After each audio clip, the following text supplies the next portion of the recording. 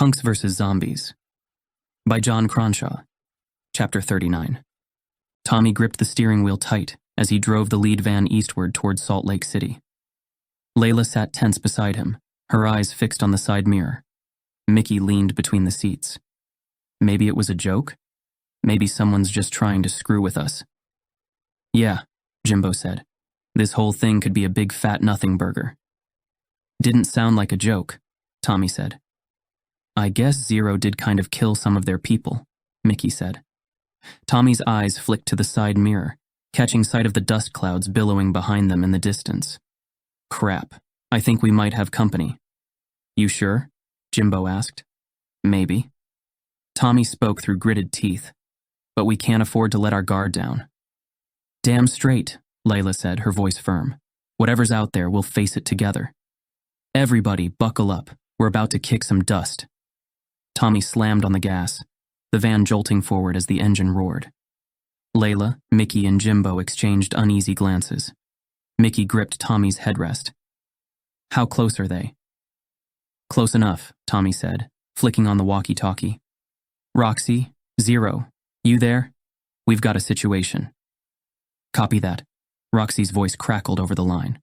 We see them too. Let's give these bastards a run for their money. Over, Zero said, a hint of excitement seeping into his voice. Stay focused, Tommy said. We need to outrun them. Got it, Zero said. Out. Who the hell are they? Mickey asked. Does it matter? Layla's expression hardened. They want us dead, and that's enough. We see you. A taunting voice came through the walkie-talkie. You lot really think you can escape us? Get bent, Mickey said, grabbing the device from Tommy's hand. Feisty, aren't we? The voice chuckled. But you're only delaying the inevitable. Tommy, look. Layla pointed to the vehicles racing up behind them. They were gaining ground, their engines snarling. Damn it, hold tight, everyone. Tommy swerved the van off the road and onto a narrow dirt path. The other vans followed suit, leaving a cloud of dust in their wake. You can't outrun us, the voice said. Keep it together, guys, Roxy said. We've faced worse than this. Mickey sniffed and slammed his head back against the seat. Have we? They're gaining. Tommy smacked the steering wheel as one of the pursuing vehicles sped up.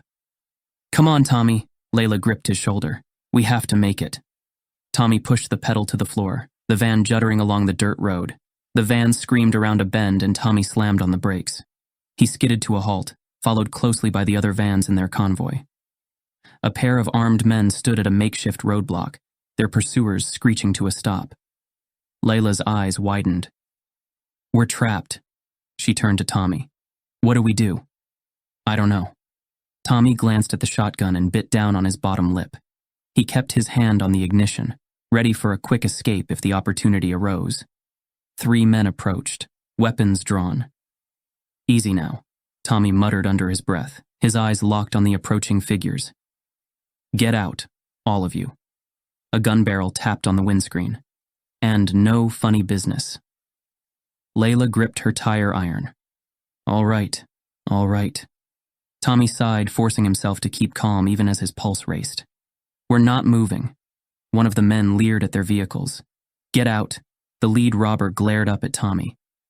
Please, we don't want any trouble. Just let us go and we'll leave you be.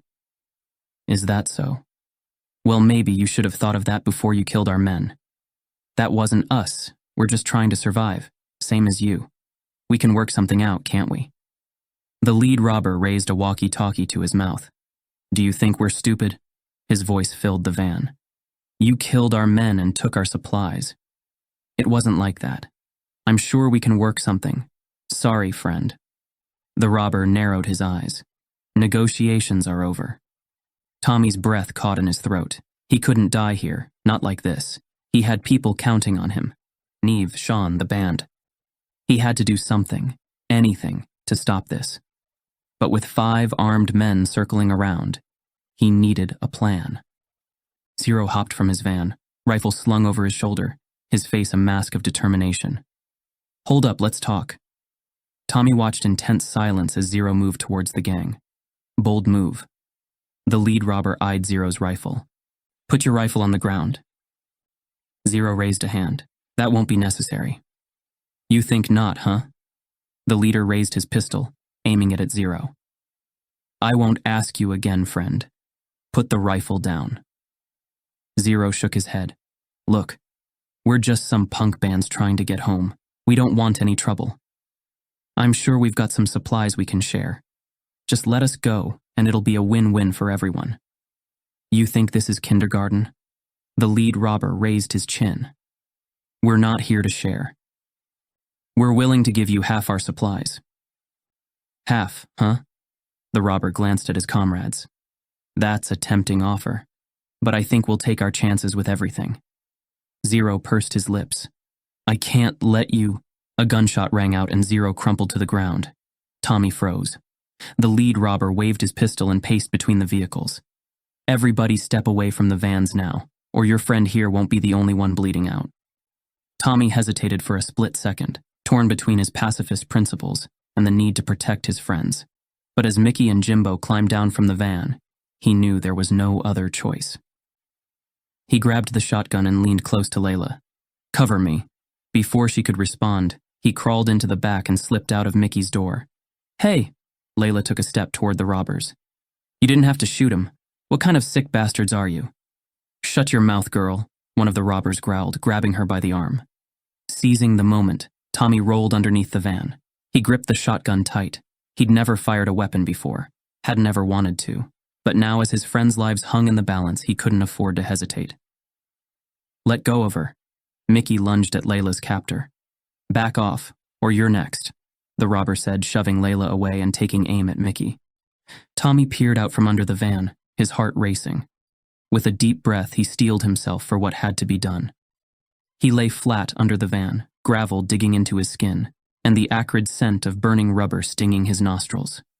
Sweat dripped down his face, cold metal pressed against his clammy palm. As Layla and Mickey argued with the robbers, Tommy inched closer, the barrel of the shotgun scraping against the ground. Every muscle in his body tensed. He could see their legs now. He tried to steady his trembling hands. The whole world seemed to shrink down to this single moment, this one decision that could change everything. Zero lay on the asphalt, blood soaking his clothes. He met Tommy's eyes and gave a nod. He didn't want to be like Zero. He didn't want to kill. Tommy's mind raced, searching for alternatives. The robber's harsh laughter echoed in his ears, drowning out any hope of a peaceful resolution. Tommy closed his eyes, grappling with his principles, the weight of the shotgun heavy in his hands. He took a deep breath and aimed the shotgun at the legs of the nearest robber. He fired, the blast deafening in the still air. The man let out a guttural scream as he dropped to the ground, clutching his mangled leg. Jesus Christ, another robber shouted. Get him, Mickey roared and leapt onto the nearest robber's back, clawing at the man's eyes. Jimbo tackled another robber to the ground as Layla followed up with a swing of her tire iron. Roxy and Spike charged towards the remaining robbers, their movements swift and brutal. Get off me, you punk bitch! Make me. Roxy's fist connected with the man's jaw, sending him sprawling onto the cracked asphalt. Nice one. Spike grabbed the last standing robber in a headlock. The man struggled against his grip, but it was no use. He was going down. Nix, help Zero, Tommy shouted from under the van, his right ear ringing from the blast. Already on it. Tommy crawled out and rose to his feet. His heart thudded in his chest. He stared at the shotgun still clutched in his hand, clenched his jaw and gripped the weapon tighter. Tommy, you okay? Layla asked. Fine. His lip curled at the sight of the incapacitated robbers. Roxy, Spike, let's tie them up, we need to get moving. Roxy nodded. Got it. Think there's still some guitar leads in the van. Keep them alive. Tommy breathed heavily. We're not like them. Zero grinned at Tommy, his face spattered with blood. Good work, Tommy boy. Tommy shook his head, staring at the carnage around him. Oi, Tommy, Spike called out. What about their bloody vehicles? Right. Tommy's grip on the shotgun tightened as he stalked towards the pursuers' cars. With swift, calculated movements, he shot into each tire, sending rubber and debris flying. Grab anything useful. His bandmates nodded, rummaging through the wreckage and salvaging weapons and supplies. As Roxy and Mickey gathered ammunition, Jimbo picked up a machete. "This'll do some damage. Keep it together, yeah?" Tommy held Jimbo's gaze, his voice tight. "Relax, dude." Jimbo tossed the machete from hand to hand, just trying to lighten the mood. "Focus," Tommy snapped, his patience wearing thin. Jimbo rolled his eyes. All right. Let's just get out of here in one piece, okay?" He strode over to Zero and Nix and gazed down at the wound. "How's it looking?" "I've managed to seal it for now," Nix said, "but it's still in there." "The bullet?" Nix nodded. "We need to find a doctor." "Right." Tommy glanced back along the road. "Let's move. We don't know if they've got more friends lurking around." Mickey helped Nix lift Zero into Anarchy's child's van. Roxy sidled up to Tommy and gestured to the bound robbers. That should keep them busy for a while. "Good work, Rox." "So what's the plan?" "Head into Salt Lake City." "Into?" She cocked an eyebrow. "You want to go back into another city after Reno?" "Zero needs a doctor." "And you really think we'll find one?" Tommy shrugged. "We need to try. Can't let that wound go bad. We've got antibiotics and painkillers. We can keep the wound clean with vodka, and I'm sure we've probably got some cleaning stuff that'll do the job." "Nix says the bullet's still in there." Roxy glanced at Zero's van and tugged her lip ring. "All right, I guess we don't have a choice." "Sorry, Rox. You don't have to. We stick together, remember?" "Yeah, I know. We'll get in, ask around, see what we can find. If it's no good, we'll get back on the road, no hanging around." "Okay." She kissed his cheek. "And thanks." "For what?" She gestured to the robber clutching his wounded leg. Tommy frowned. "Can't say I'm happy about it. We're alive. You saved us." She squeezed his arm. "I won't forget that." Tommy didn't have a response. As the band members piled back into their vans, Tommy stepped over to the lead robber. The robber stared up at him, wide-eyed, and strained against the guitar leads binding his wrists and ankles. Tommy reached down and pulled the walkie-talkie from the man's belt. "You got any more of these?" "You bastard punks shot up our rides." Tommy aimed his shotgun at the robber. "Answer the damn question." "No, you've got the others." Tommy nodded. "We see you again. Next time I won't be so forgiving." "Punk, bastard." The robber spat on the ground. "I'll kill you. I'll kill you all." Tommy's nostrils flared. "That right, huh?" He pointed the shotgun barrel at the robber and squeezed the trigger. Blood and brains sprayed the asphalt. Tommy stared into the gaping hole that was once the top of the man's head. A high noise rang in his ears. What the hell had he done? Chapter 40. Tommy stared blankly through the windshield as he drove, the weight of the shotgun heavy in his lap. He kept replaying the robber's head exploding, kept seeing those lifeless eyes staring back. He tried to push the images away, tried to understand why he'd pulled the trigger. But every time he grasped something resembling an explanation, the reasoning slipped from his grasp. Mickey leaned forward between the seats. "Hey man, you doing all right? That was intense back there." Tommy stared ahead, his jaw tight. "Hey Tommy, I'm fine, Mickey." "We got your back, T," Jimbo said. "You saved our asses back there. Who knows what they would have done if you hadn't have acted." Tommy shook his head. "Don't, please, I need some quiet right now. Zero's in a bad way, we can't get caught out again." Layla and Mickey exchanged uneasy looks but settled back without another word. After a few miles of tense silence, Layla reached over to rest a hand on Tommy's arm. "That couldn't have been easy for you. I know you were just trying to protect us." Tommy kept staring dead ahead. "I shouldn't have done it. I didn't need to do that." His voice strained as his throat constricted. "What the hell is wrong with me, Lay?" He met her eyes for a brief moment. "That wasn't me back there." "Nothing is wrong with you, Tommy. Anyone would snap in that situation." "Would you, though?" Tommy glared at her. "If you had that shotgun, would you have blown his brains out?" Layla looked down. "I don't know. Probably not, if I'm being honest. But people handle fear differently. You reacted on instinct to eliminate the threat." Tommy slammed a fist against the wheel.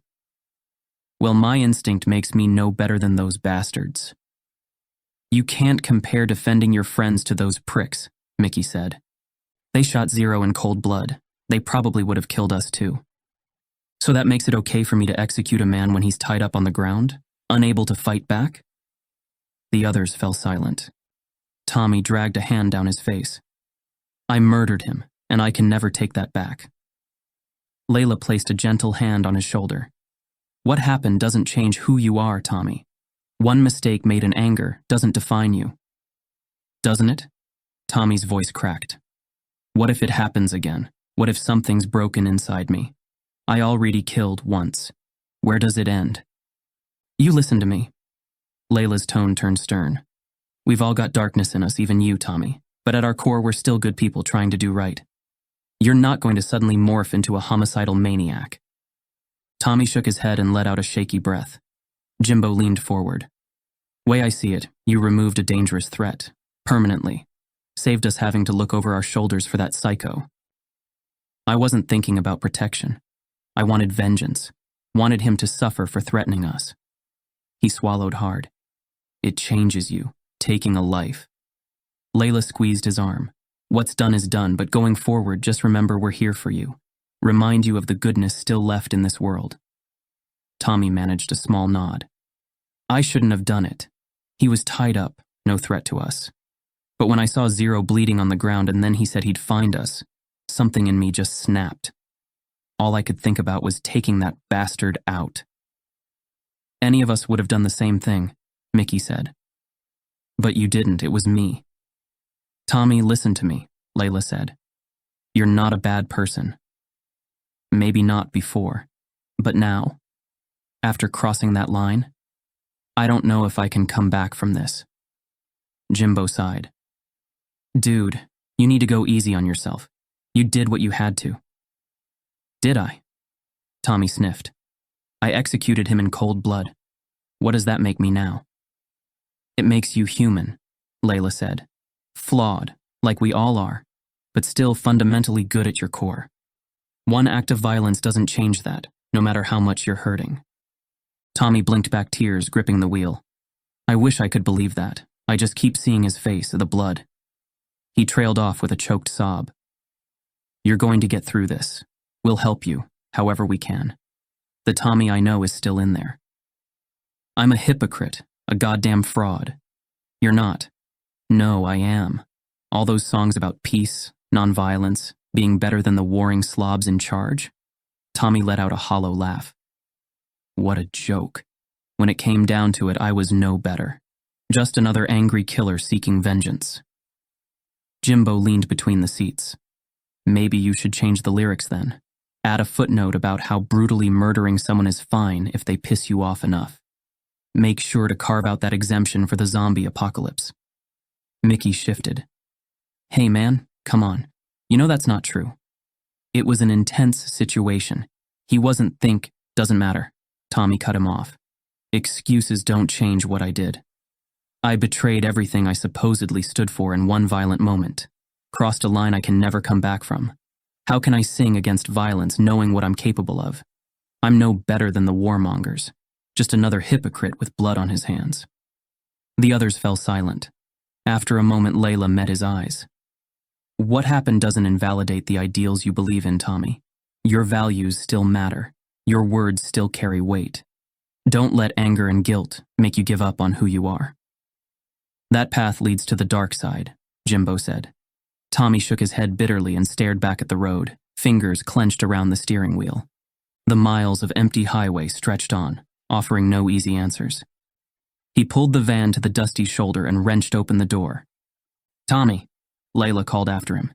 He stumbled out into the gravel, chest heaving. Tommy braced his hands on his knees and stared down at the cracked earth.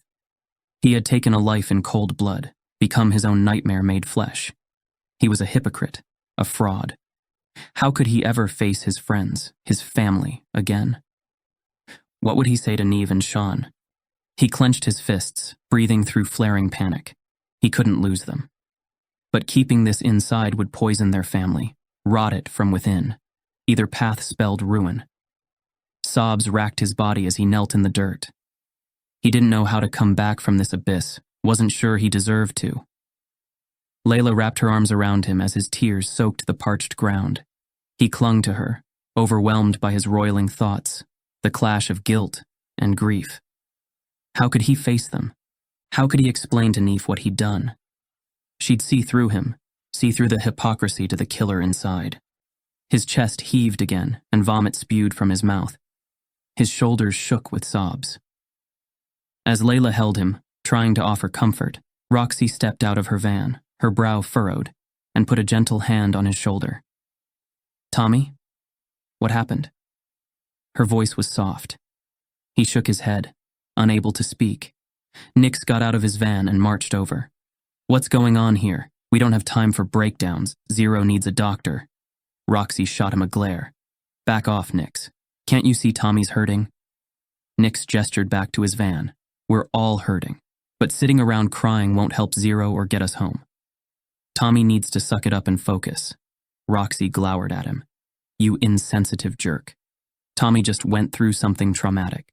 Show some damn compassion." Mickey stepped between them. "Easy, guys, this isn't helping. Nix is right, we need to get Zero medical attention." He turned to Tommy. "I know you're in a dark place, man, but we need you, brother. Zero needs you. You can get through this, I know you can." Tommy took a shaky breath and wiped his eyes. "You're right, we can't lose anyone else." He rocked to his feet and headed back towards the van. Layla shook her head. "I'll drive. You need to rest." Before Tommy could respond, Mickey raised a hand. "She's right, man, let her take the wheel. Try to sleep if you can. Here." He pulled a flask from his jacket. "Have some of this. It'll take the edge off." Tommy pushed it away. "No, I need to stay sharp. Can't let my judgment get clouded again." He met Mickey's eyes. "I know you mean well, but that's just a crutch. If I give in now, I may never come back." Mickey nodded and squeezed his shoulder. "You're right. I'm proud of you for staying strong. We're going to get through this together." Layla slid behind the wheel and started the engine. Tommy slumped into the passenger seat, his head resting against the window, the glass cool against his skin. He focused on steadying his breathing. His spirit was battered and bruised, but he refused to let guilt and self-loathing defeat him. He had to cling to his humanity, summon the resilience to redeem himself somehow. The others were right. Zero needed him focused and steady. As Layla drove on, images flashed through his mind on repeat. Blood spraying, lifeless eyes staring. The shotgun nudged his thigh. He squeezed his eyes shut, fighting another wave of nausea. He had executed a helpless man in cold blood, taken a life in vengeance, betraying everything he stood for. The hypocrisy of it choked him. A gentle hand on his wrist drew Tommy back. He turned to see Layla glancing at him. "Stay with us, Tommy. Don't spiral down into darkness." Her voice was soft but firm. Tommy simply nodded, not trusting his voice. Layla gave his hand a squeeze before returning her eyes to the road. From the back of the van, Mickey spoke up. "We should reach Salt Lake City soon. There's gotta be doctors still holding out there. Even now. Zero will pull through this. I just know it." "Damn straight," Jimbo said. "We're family. We'll get through this." The radio crackled. "So what's the plan?" Nix asked. Tommy took a deep breath and steadied himself as he picked up the walkie-talkie. "We get to Salt Lake City as fast as we can. Head downtown and search for any doctors still practicing or clinics still open. How's he looking?" "He's lost a lot of blood, but he's hanging in there." Layla gunned the engine as they sped along the highway. The mountains rose in the distance, ringing the valley that held Salt Lake City. Tommy gazed out at the landscape, reminded of better times when he had hiked and camped in those peaks with his family. As they drew nearer to the city, buildings came into view. Tommy squinted against the glaring sun, trying to make out any signs of life. Plumes of smoke rose from scattered fires burning unchecked, but otherwise the streets seemed free of the undead. "Doesn't seem like there's much activity down there," Layla said. "Let's hope some medical services are still operating somewhere." "There's got to be something left," Tommy said, trying to sound more hopeful than he felt. "A major city like this can't be completely dead. People have to be hiding out somewhere." Ahead of them, the glass and steel towers of downtown rose up, windows dark and empty. They reached the outskirts and pulled off the freeway onto debris-strewn city streets, the roads littered with trash and abandoned cars.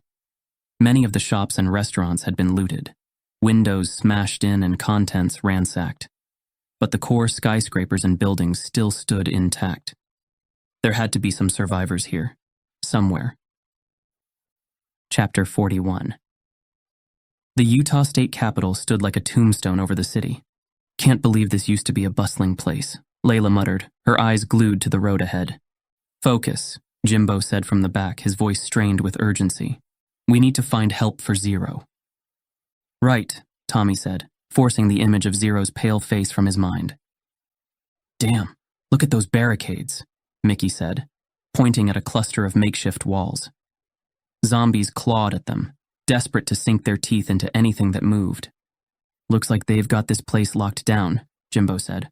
"Those deadheads are trapped in there." "Least we know where not to go," Layla said, her voice flat. "Rocks," Tommy said through the radio. "Keep your eyes peeled for any signs of life." "Roger that," Roxy said, tinny but clear. "Priority is finding a doctor for Zero. Or someone who knows what they're doing." "Let's just hope they'll help us," Layla said. "Then we make them, damn it." Jimbo punched the back of Tommy's seat. "We don't have time for this crap." "Easy, man," Mickey said, placing a hand on Jimbo's shoulder. "We'll figure it out." "Damn right we will," Tommy said. Layla eased off the accelerator, the van's engine growling in protest. Tommy squinted through the dusty windshield, taking in the makeshift walls and fences that dissected Salt Lake City into a patchwork of safe zones. "Looks like we've got some local militias staking their claims," Layla said, pointing to a group of armed individuals guarding one of the barricades. "Best to steer clear," Tommy said, his hand drifting towards his baseball bat. The last thing they needed was a run-in with territorial nutjobs. Layla swung the van onto a side street, avoiding the barricaded zones. "You know," Mickey said from the back seat, "it's times like these I wish we were playing a charity gig for doctors. Would have been handy to have a few on our side right about now." "Charity gigs don't pay the bills," Tommy said, "and they sure as hell wouldn't have prepared us for this." "Enough," Jimbo snapped. "We need to stay focused. Zero's counting on us." "Right," Tommy said. "Let's not forget why we're here." "Crap," Layla said. "We got company." She pointed at a horde of zombies ambling aimlessly near an abandoned shopping area. "Steady now," Tommy said. Layla shot him a glare and her foot eased off the gas, the van inching forward slowly. "Still looking for that last-minute bargain, are they?" Mickey said. Tommy picked up the radio.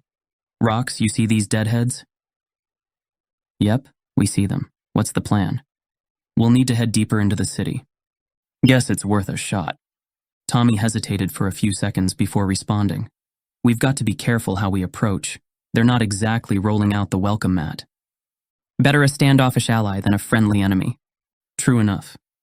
Tommy let out a sigh and rifled through the glove box. He pulled out a road map. "All right, let's try this route." His finger traced a jagged line on the worn map. "It might not be the quickest way, but it looks like we'll have plenty of escape routes if things get..." His voice trailed off. "Thanks for this, guys." Zero's voice crackled through the radio. "I owe you big time." "Save the thanks for when we find a doctor," Tommy said, as Layla shifted gears and steered the van onto the new path. As the vans rumbled down the deserted streets, they passed landmarks that once stood proud and bustling. "Never thought I'd see the day when a bloody zombie outbreak would turn an entire city into a ghost town," Mickey said. "Focus on the mission, yeah?" Jimbo said. "A doctor could be down any of these streets." "Jimbo's right," Layla said. "We can't afford any distractions." "Look at it this way," Mickey said.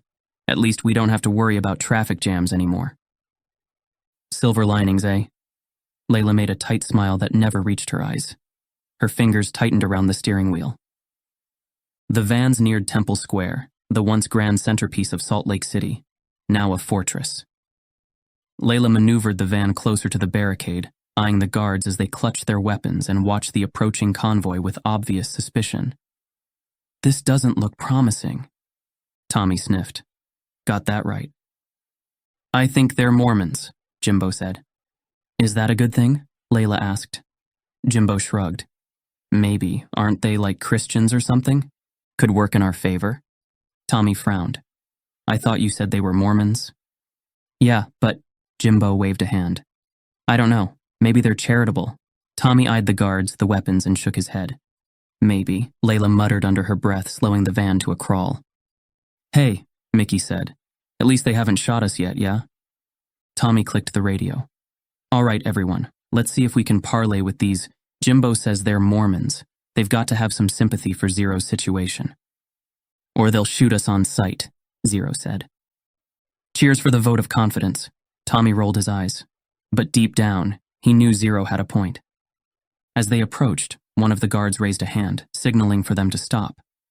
Layla obliged, bringing the van to a standstill several meters from the barricade. The other vans followed suit, their engines idling. Here goes nothing. Good luck, Layla said, giving him a nod. Tommy formed a tight smile. He stepped out of the van, hands raised above his head to show he was unarmed. Hey, we need medical help. One of the guards, a burly man with a thick beard, narrowed his eyes, maintaining a cautious distance, his rifle aimed squarely at Tommy's chest. What's your faith? Faith? Tommy hesitated, caught off guard by the question. He licked his dry lips, weighing his options. Not Mormon, if that's what you're asking. Non-Mormons aren't welcome in our safe zone, the guard said, his voice firm and unwavering. Quorum policy. Please, Roxy called from behind Tommy, stepping forward. Our friend's been shot. He's dying. We just need help. The guard shook his head. Sorry, miss, them's the rules. You'll have to try your luck elsewhere. Elsewhere? Tommy's nostrils flared. Where elsewhere? I don't know if you've noticed, but the world's gone to crap out there. I really am sorry. Tommy went to speak, then stopped himself. Arguing would be futile. Instead, he swallowed the hot surge of anger that threatened to overwhelm him, his jaw clenched tight. All right then. He spat on the ground. Go screw yourself. Roxy glowered at the man. Asshole. You watch your language, miss. You hear? Go to hell. She spun on her heels and stormed off. Tommy marched back to the van, heaving himself inside. Let's get moving. What happened? Layla asked. They only helped their own. Selfish pricks, Jimbo said. Yep, but what can we do? The van slowly turned around under the watchful eyes of the guards. Can you believe those bastards? Roxy said through the radio. They'd let someone die just because they're not bloody Mormons. Roxy, Tommy said.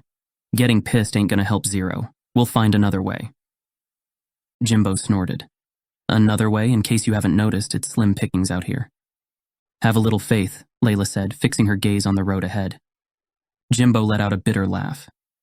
Don't talk to me about faith, dude. Their faith's what might kill Zero. No, Tommy said. We've made it this far, haven't we? We'll find someone, we have to. Damn right, we will, Mickey said. A part of Tommy wanted to scream, to rage against the cold apathy that had taken root in their fellow survivors. But instead, he focused on the task at hand, scanning the buildings for any signs of a doctor's office, a hospital, damn, even a veterinarian. There's gotta be somewhere else we can try. Maybe we should head back towards those less fortified parts, Jimbo said, peering over Layla's shoulder. Could be riskier, but we don't have much choice. Tommy hesitated, his gaze flitting between the map and the road ahead. Sweat soaked his brow as he weighed the options. Agreed. We're not leaving this place without help for Zero. Hey, Nix's voice came through the radio. Zero's in a bad way, we need a doctor now. Got it, Tommy said, we're trying. The vans lurched forward, engines growling as they wound their way through Salt Lake City's abandoned streets. Turn left up here, Tommy gestured ahead. Hope it's not crawling with deadheads, Mickey said. Or trigger-happy robbers, Jimbo said. At least the undead don't shoot back. The buildings around them bore scars of struggle and decay, with broken windows and abandoned cars lining the streets. Tommy's thoughts strayed to Neve and Sean, back in Philadelphia. He wished he could be there now, keeping them safe. The Salt Lake Public Library came into view. Remember when we used to skip school and hang out at Parkway Library? Layla said. Feels like a lifetime ago. Yeah, Tommy said. What was that series you were into? Which one? I don't know. Some massive fantasy books you could use to squash small animals with. Layla smiled. You'll have to be more specific. I tore through a ton of fantasy in those days. Wheel of Time, Belgariad, Wizard of Earthsea. I need to start reading again when we get back to Philly. Could do with some escapism. Watch that pothole, Mickey said. Thanks. She pulled up to the intersection. Which way? Stick to the back streets, Tommy said. The van veered down the narrow alleyway. Every groan of the suspension and distant rattle sent shivers across Tommy's flesh. The walkie-talkie crackled to life. A pained groan from Zero seeped through the static, tightening Tommy's chest. Here, gimme that, Mickey said, snatching the radio from Tommy's grasp. Hey, Zero man, we'll find help soon, yeah? Just hang in there. Tommy's eyes darted left and right, scanning for any signs of a medical facility, for robbers, for the undead. A loud pop came from behind them. Roxy's van screeched, lurching to the roadside. Layla slowed the van and glanced in the rearview mirror. Zero needs help, Mickey said, clutching the walkie-talkie. We can't afford delays. All right, let's just keep it together, Tommy said, trying to steady his racing thoughts. He took the radio from Mickey's hand. Rox, you all right? I've got a flat. You got a spare? I think so. Hang tight, we'll sort this out. Thanks, Tommy. Let's make this quick, yeah? Mickey said. It took all Tommy had not to glare at Mickey. He considered the shotgun and then his baseball bat, opting for the bat. He stepped from the van and scanned his surroundings. The desolate streets seemed to close in on them, their decaying buildings casting long shadows along the asphalt. Tommy. Layla joined him outside and inclined her head. We need to hurry. There could be zombies around the next corner. Right, Tommy nodded. Let's get the spare on and get moving. Keep watch while we change it. Got it. Tommy strode over to the Minx van as Roxy moved the jack into position and began to lift the wheel. You need help with that? Roxy blinked at him. You think I don't know how to change a tire? Tommy raised a hand, just offering to help. I can do it myself. She knelt at the wheel with a wrench. I know you can. You need us to keep watch. She nodded. Thanks. Tommy stood guard, sweat beading on his forehead as he kept an eye on the surrounding streets. Time slowed to a crawl, each second stretching as Roxy fought to replace the tire. They couldn't afford to lose any more ground. Come on, Tommy gritted his teeth. You've got this. With one final grunt, Roxy secured the spare into place and hefted the old tire back into the van. All right, Roxy wiped her hands. Let's go. Agreed. Tommy climbed back into the passenger seat. The engine roared to life and they continued their desperate search. Layla glanced at him. Which way? Keep going straight. The low groans of the undead echoed around them, mingling with the muted sound of the engines. Left here. Tommy pointed as they approached a crossroads. He wasn't sure if they were heading in the right direction, but they couldn't afford to sit still. Layla swerved hard, narrowly avoiding a ragged zombie that stumbled into their path. That was close. Too close. Tommy watched the figure retreat through the side mirror. Wait, Mickey said, leaning forward. I think I saw something. Where? Tommy asked. Back there, looked like, I don't know, a medical sign or something. Layla threw the van into reverse and backed up. As they approached the crumbling building, Tommy squinted at the faded letters on the sign. Dr. Marlowe. What do you reckon? Layla asked. It says it's a doctor's, Mickey said. Looks more like a fortress, Layla said. Tommy looked the building up and down. We should check it out. You think they're still there? Only one way to find out. Taking a deep breath, he got out. He strode over to the main entrance and rapped on the door. A metallic clang echoed from within, followed by the creak of heavy bolts. Roxy and Nix joined Tommy's side as the door swung open, revealing a gaunt figure with wild hair and a stained lab coat, a pistol in his right hand. What do you want? Help, Tommy gestured behind him. Our friend's been shot. Shot, you say? You think you can help? Depends on his condition. I don't think it's too serious yet, but the bullet's still in there. Let me see him. Tommy led the man over to Anarchy's child's van and opened the door. The man clambered inside and closed himself in with Zero. What's he doing? Nix asked. Examining him, I hope. After a few minutes, the door opened and the man stepped down. What's the verdict, Doc? Nix asked. I can treat him. Nix sighed. Oh, thanks, man. The man's eyes flicked over the group, his gaze lingering on their battered vans. I'll need something in return. Name your price, Nix said. The man rubbed his chin. One of your vans. Are you mad? Roxy said. We need those to survive. The man shrugged. Take it or leave it. Roxy frowned. We don't even know if he's a real doctor. The man raised his chin. I can assure you I am. Zero's life is on the line, Nick said. If we need to trade a van, we need to trade a van. He'd do the same for you. How about something else? Tommy asked. We've got food, medical supplies, water, weapons. Plenty of that. The man cut him off with a dismissive wave. No, it's the van or nothing. Zero doesn't stand a chance without help, Nick said. Tommy sighed, running a hand through his matted hair. Fine. He turned back to the man. You'll have your van. Roxy whirled on him. No, we can't. Sorry, Rox. Tommy met her gaze. There's no other way. He can have ours. Nick's handed over the keys. Just take care of her. She's been through a lot. One condition, Tommy said. The man tilted his head. Looks to me like we've already made an agreement. No, if you back out or Zero doesn't make it, we're taking the van back. I can assure you I have no plans on backing out, but there's always a risk with any surgical procedure. The man shrugged and tossed the keys back to Nix. But you're welcome to try your luck elsewhere. Nix looked down at the keys and handed them back. You need to help him. Is that so? The man glanced up and down the street and moved back toward his door. Fine, we'll do it. Deal. He caught the keys in midair. But if you try any funny business, I'll rip your bloody head off myself. Charming. Now if we're done with the pleasantries, I have a patient to attend to. Chapter 42. The sterile smell of antiseptic hung heavy in the air. Tommy leaned against the wall next to the others, watching as the doctor worked on Zero. The doctor's hands moved deftly, his eyes hidden behind thick-rimmed glasses. He prodded the gunshot wound, causing Zero to groan in pain. Tommy clenched his fists. He knew he had little choice but to trust this man, but that didn't make it any easier. How long's this going to take, Doc? We want to be out of the city before dark. Patience, my boy. Good things come to those who wait. He turned his attention back to Zero. Got it. The doctor held up the blood-stained bullet between his gloved fingers and grinned. I dare say our friend here is quite lucky.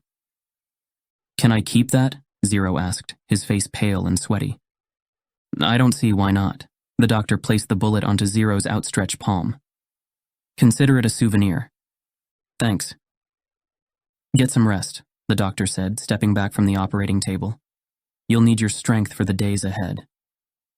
Days? Roxy asked. How long do you think he'll be laid up? Hard to say. The doctor snapped off his gloves and wiped his hands clean.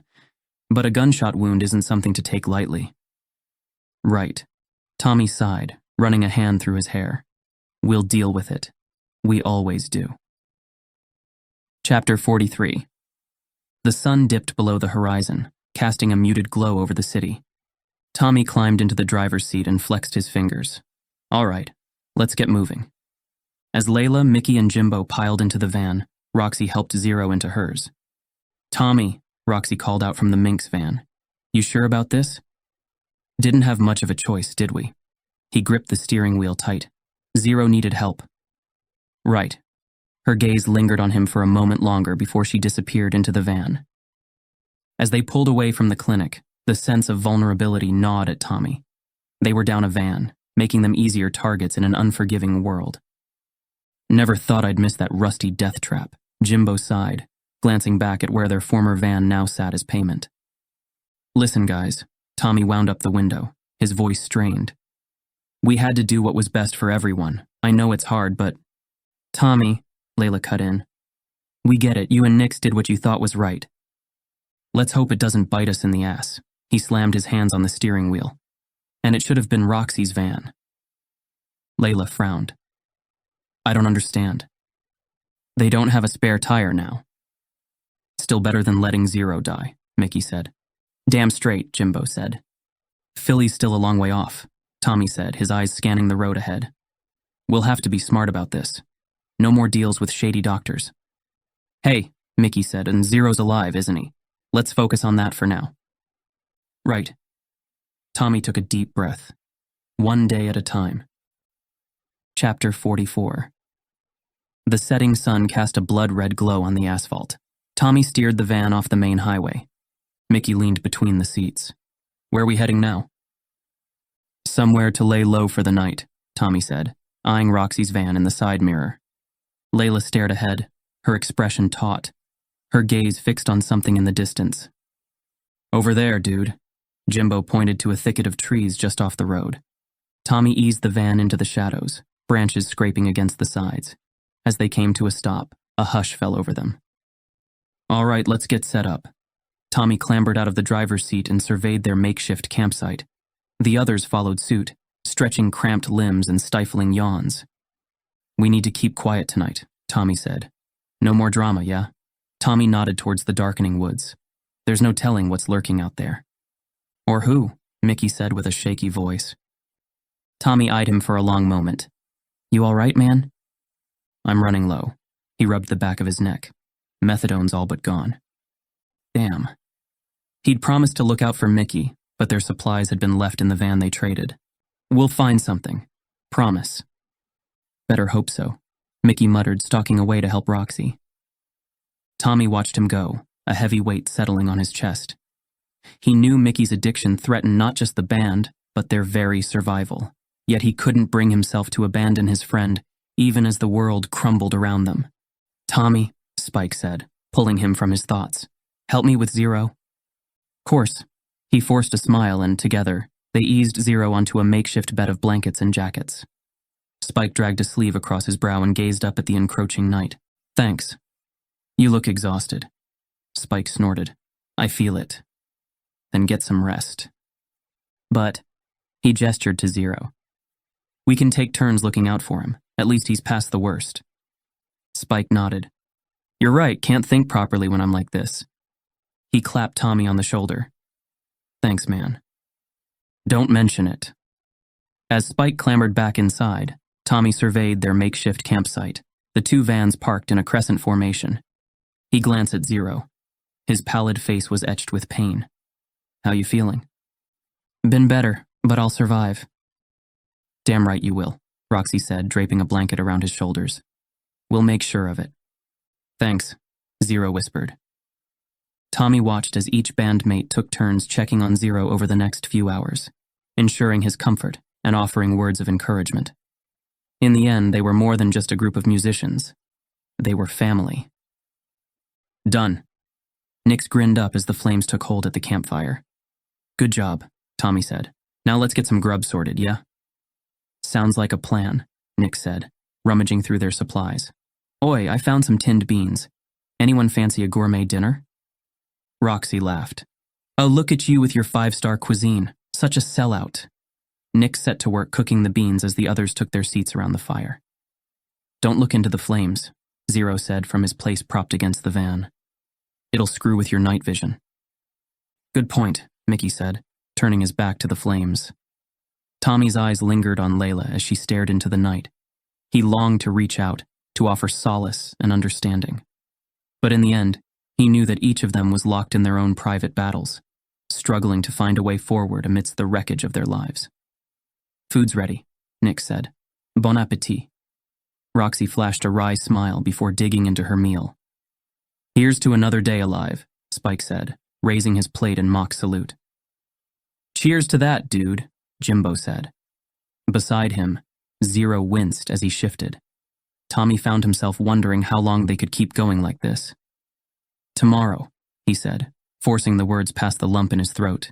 We should head east through the Rockies, keep away from the main roads for a while. Sounds like a plan, Roxy said. Better than nothing.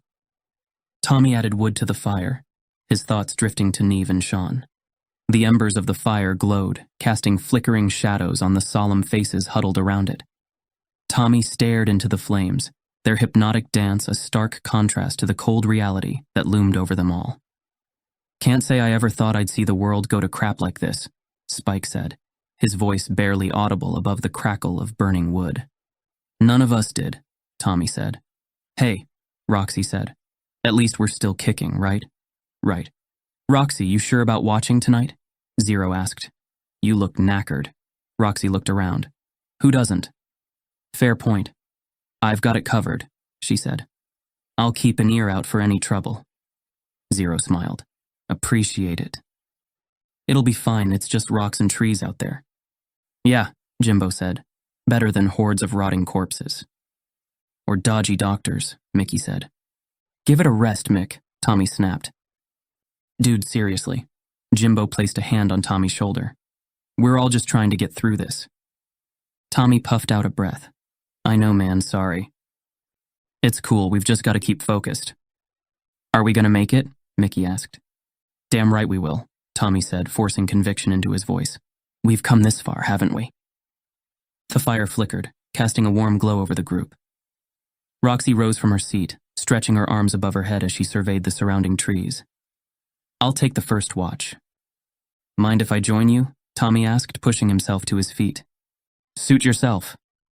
She grabbed her machete from the van and strode towards a nearby rock that offered a vantage point.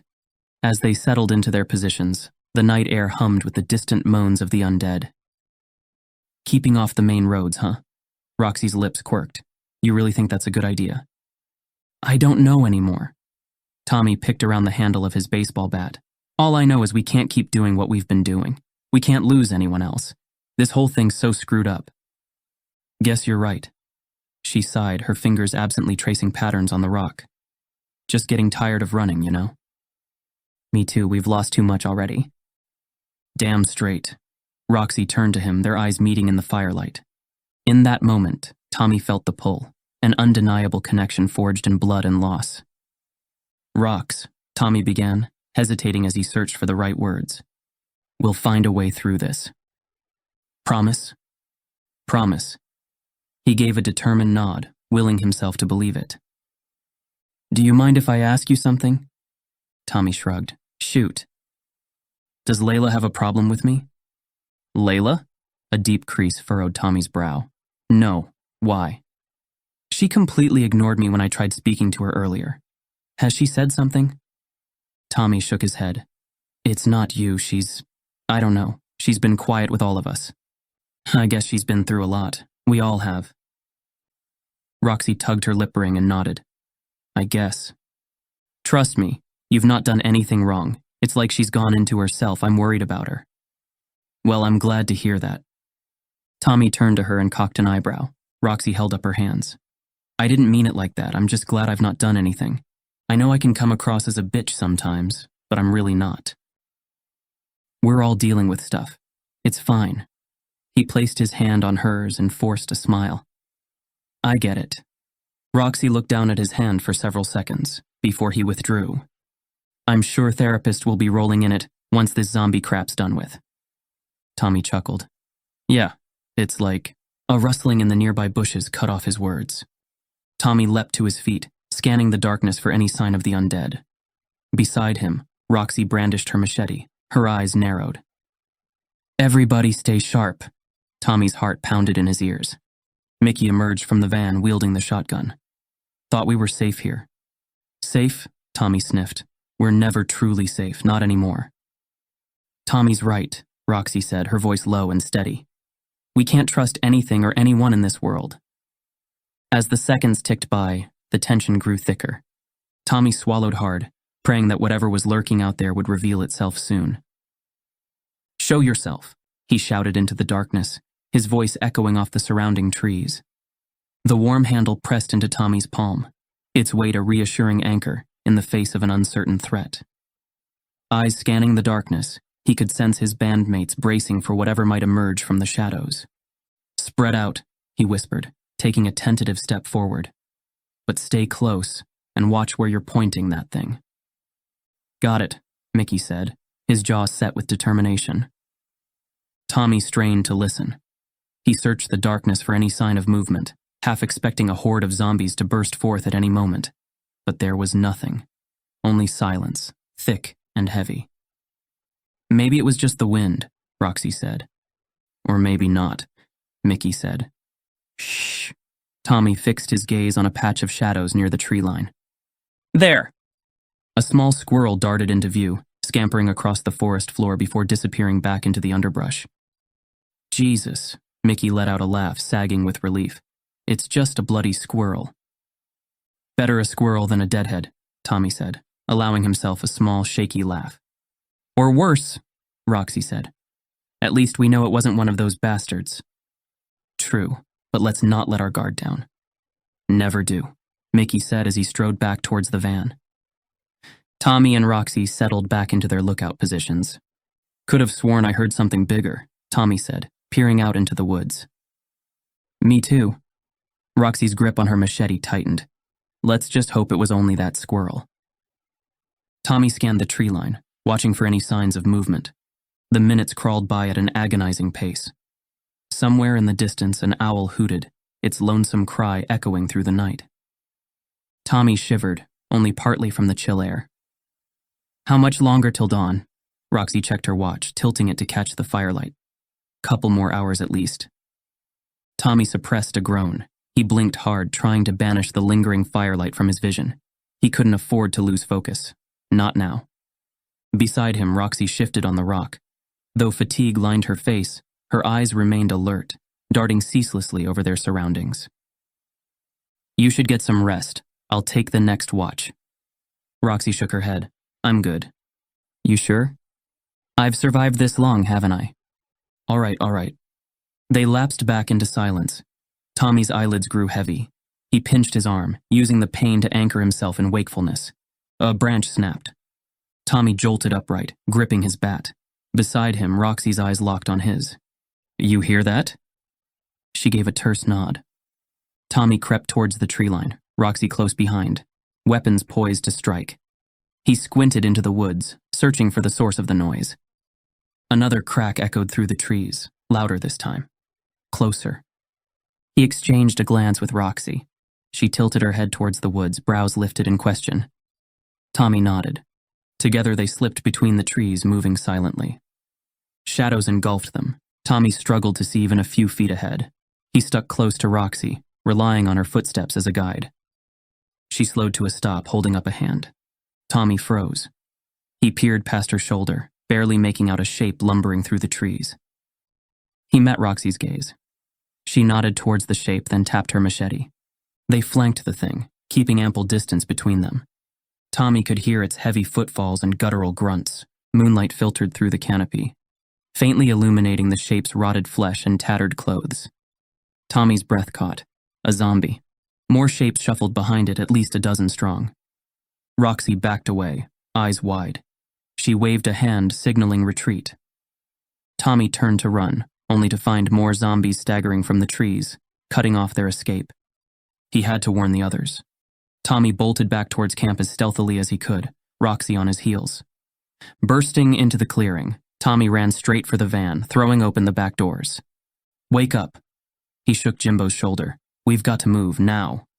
Everyone jolted awake, confusion clouding their faces. There's a horde, we need to move. Spike jumped out of the van. Where is it? No time to chat, Roxy cut in. Let's get the hell out of here. Tommy and Roxy piled into their vans. The engines roared to life as growls filtered through the trees. Tommy stomped down on the gas, peeling onto the road just as the first zombies emerged from the woods. He pressed the pedal to the floor. The van shot forward into the unknown, leaving the horde behind. But for how long? Chapter 45. Tommy gripped the steering wheel, eyes fixed on the road ahead as the van sped into the night. Beside him, Layla stared silently out the window. We can't keep doing this, Jimbo said, his voice strained. I mean, how long can we stay on the run? We've barely slept in days, we're running low on supplies. At this rate, we'll be zombie chow before we ever make it back home. Come on, man, Mickey said. Don't talk like that. We've made it this far, haven't we? Jimbo snorted. Barely, we were nearly overrun back there. Face it, we're screwed. He dropped his head in his hands. Kim, what almost happened with Zero? This whole thing is so messed up. I just want to go home. I just want things back to how they were. I know, man, Mickey said. We all do. But we've got to keep hope alive. Right, Tommy? Tommy's gaze remained fixed ahead. Yeah, we'll make it through this. But the words felt hollow, even to him. Beside him, Layla shifted in her seat. Tommy glanced at her. What do you think, Lay? We'll get back to Philly eventually, right? Layla remained silent for a moment. I don't know. She bit down on her bottom lip. Jimbo has a point. At this rate, Our luck's going to run out sooner rather than later. Tommy's grip tightened. Come on, you can't think like that. We knew this wasn't going to be easy, but we've survived this long for a reason. Why though? Layla turned to him. What's the point? Tommy went to answer, but Layla him off. Face it, we're just delaying the inevitable. This whole drive back to Philly is pointless. There's nothing left for us there. We don't know what's there when we get back. Everyone might already be dead. This whole thing could be a complete waste of time. You don't know that, Tommy said. Our families could still be alive. Yeah? And then what? We all hole up while the dead roam outside? She gave a bitter laugh. Give me a break. When we hit the Rockies, you should drive this thing off a ravine and do us all a favor. A tense silence fell over the van. Tommy stared ahead, anger and exhaustion churning inside him. He understood Layla's cynicism, but he refused to abandon hope. Not yet. There had to be something left worth surviving for. Come on, Layla, Mickey said. Don't say stuff like that. We can't give up hope. Layla turned on him and sneered. Why not? What's the point of hope in a world like this? We're dead either way, Mickey. The only difference is how long it takes. That's not true. Yes, it is. This whole trip is just delaying the inevitable. We should have stayed back at that FEMA camp. At least we'd have a roof over our heads. Until the horde arrived, Tommy said. Layla laughed bitterly. Again, what's the difference? Out here, we've got no shelter, hardly any weapons or ammo left. Every moment brings us closer to a gruesome death. Admit it, Tommy, we're all screwed. Tommy gritted his teeth. Part of him wanted to lash out, to tell Layla she was wrong. But the doubts needled at him, the bleakness of their situation inescapable. She's got a point, Jimbo said. This whole thing's been for nothing. We're just biding time at this point. Guys, come on, Mickey said. We can't give up hope now. We've got to keep fighting. Fighting for what? Layla shook her head. Don't you get it, Mickey? It's over. There's nothing left to fight for. She slumped back in her seat. Silence fell over the van once more. I know it seems hopeless, Tommy said. Believe me, there are moments I wonder if we'll make it too. But we have to try. We owe it to ourselves, and everyone back home still fighting to keep going. He glanced at Layla. You asked what's the point of hope? I'll tell you. It's Neve and Sean. As long as I believe they might still be out there, I can't give up. I need that hope to keep me putting one foot in front of the other every day in this hell. Layla held his gaze for a moment, before looking away. I get why you all feel beaten down, Tommy said. God knows I do too sometimes. But we stick together, watch each other's backs, keep each other sane. That's what keeps me going. He looked to Jimbo and Mickey. I know it feels pointless, but we owe it to the people we've lost to keep surviving somehow, for their memory, if nothing else. Jimbo stared down at his hands, saying nothing. Mickey managed a weak smile. Yeah, you're right, man. Tommy nodded, some of the tension in his shoulders easing. It's gonna be tough going through the Rockies. More isolated, harder too. Scavenge supplies and fuel. But we'll manage. We'll take it 1 mile at a time if we have to. He glanced at Layla. I know everything seems dark right now, but I need you guys to keep faith with me. Keep hope alive a little longer. We'll make it through the mountains and get back home. Back to our families. Layla looked up, meeting his eyes once more. Something in her expression shifted. The coldness behind her eyes retreated by a fraction.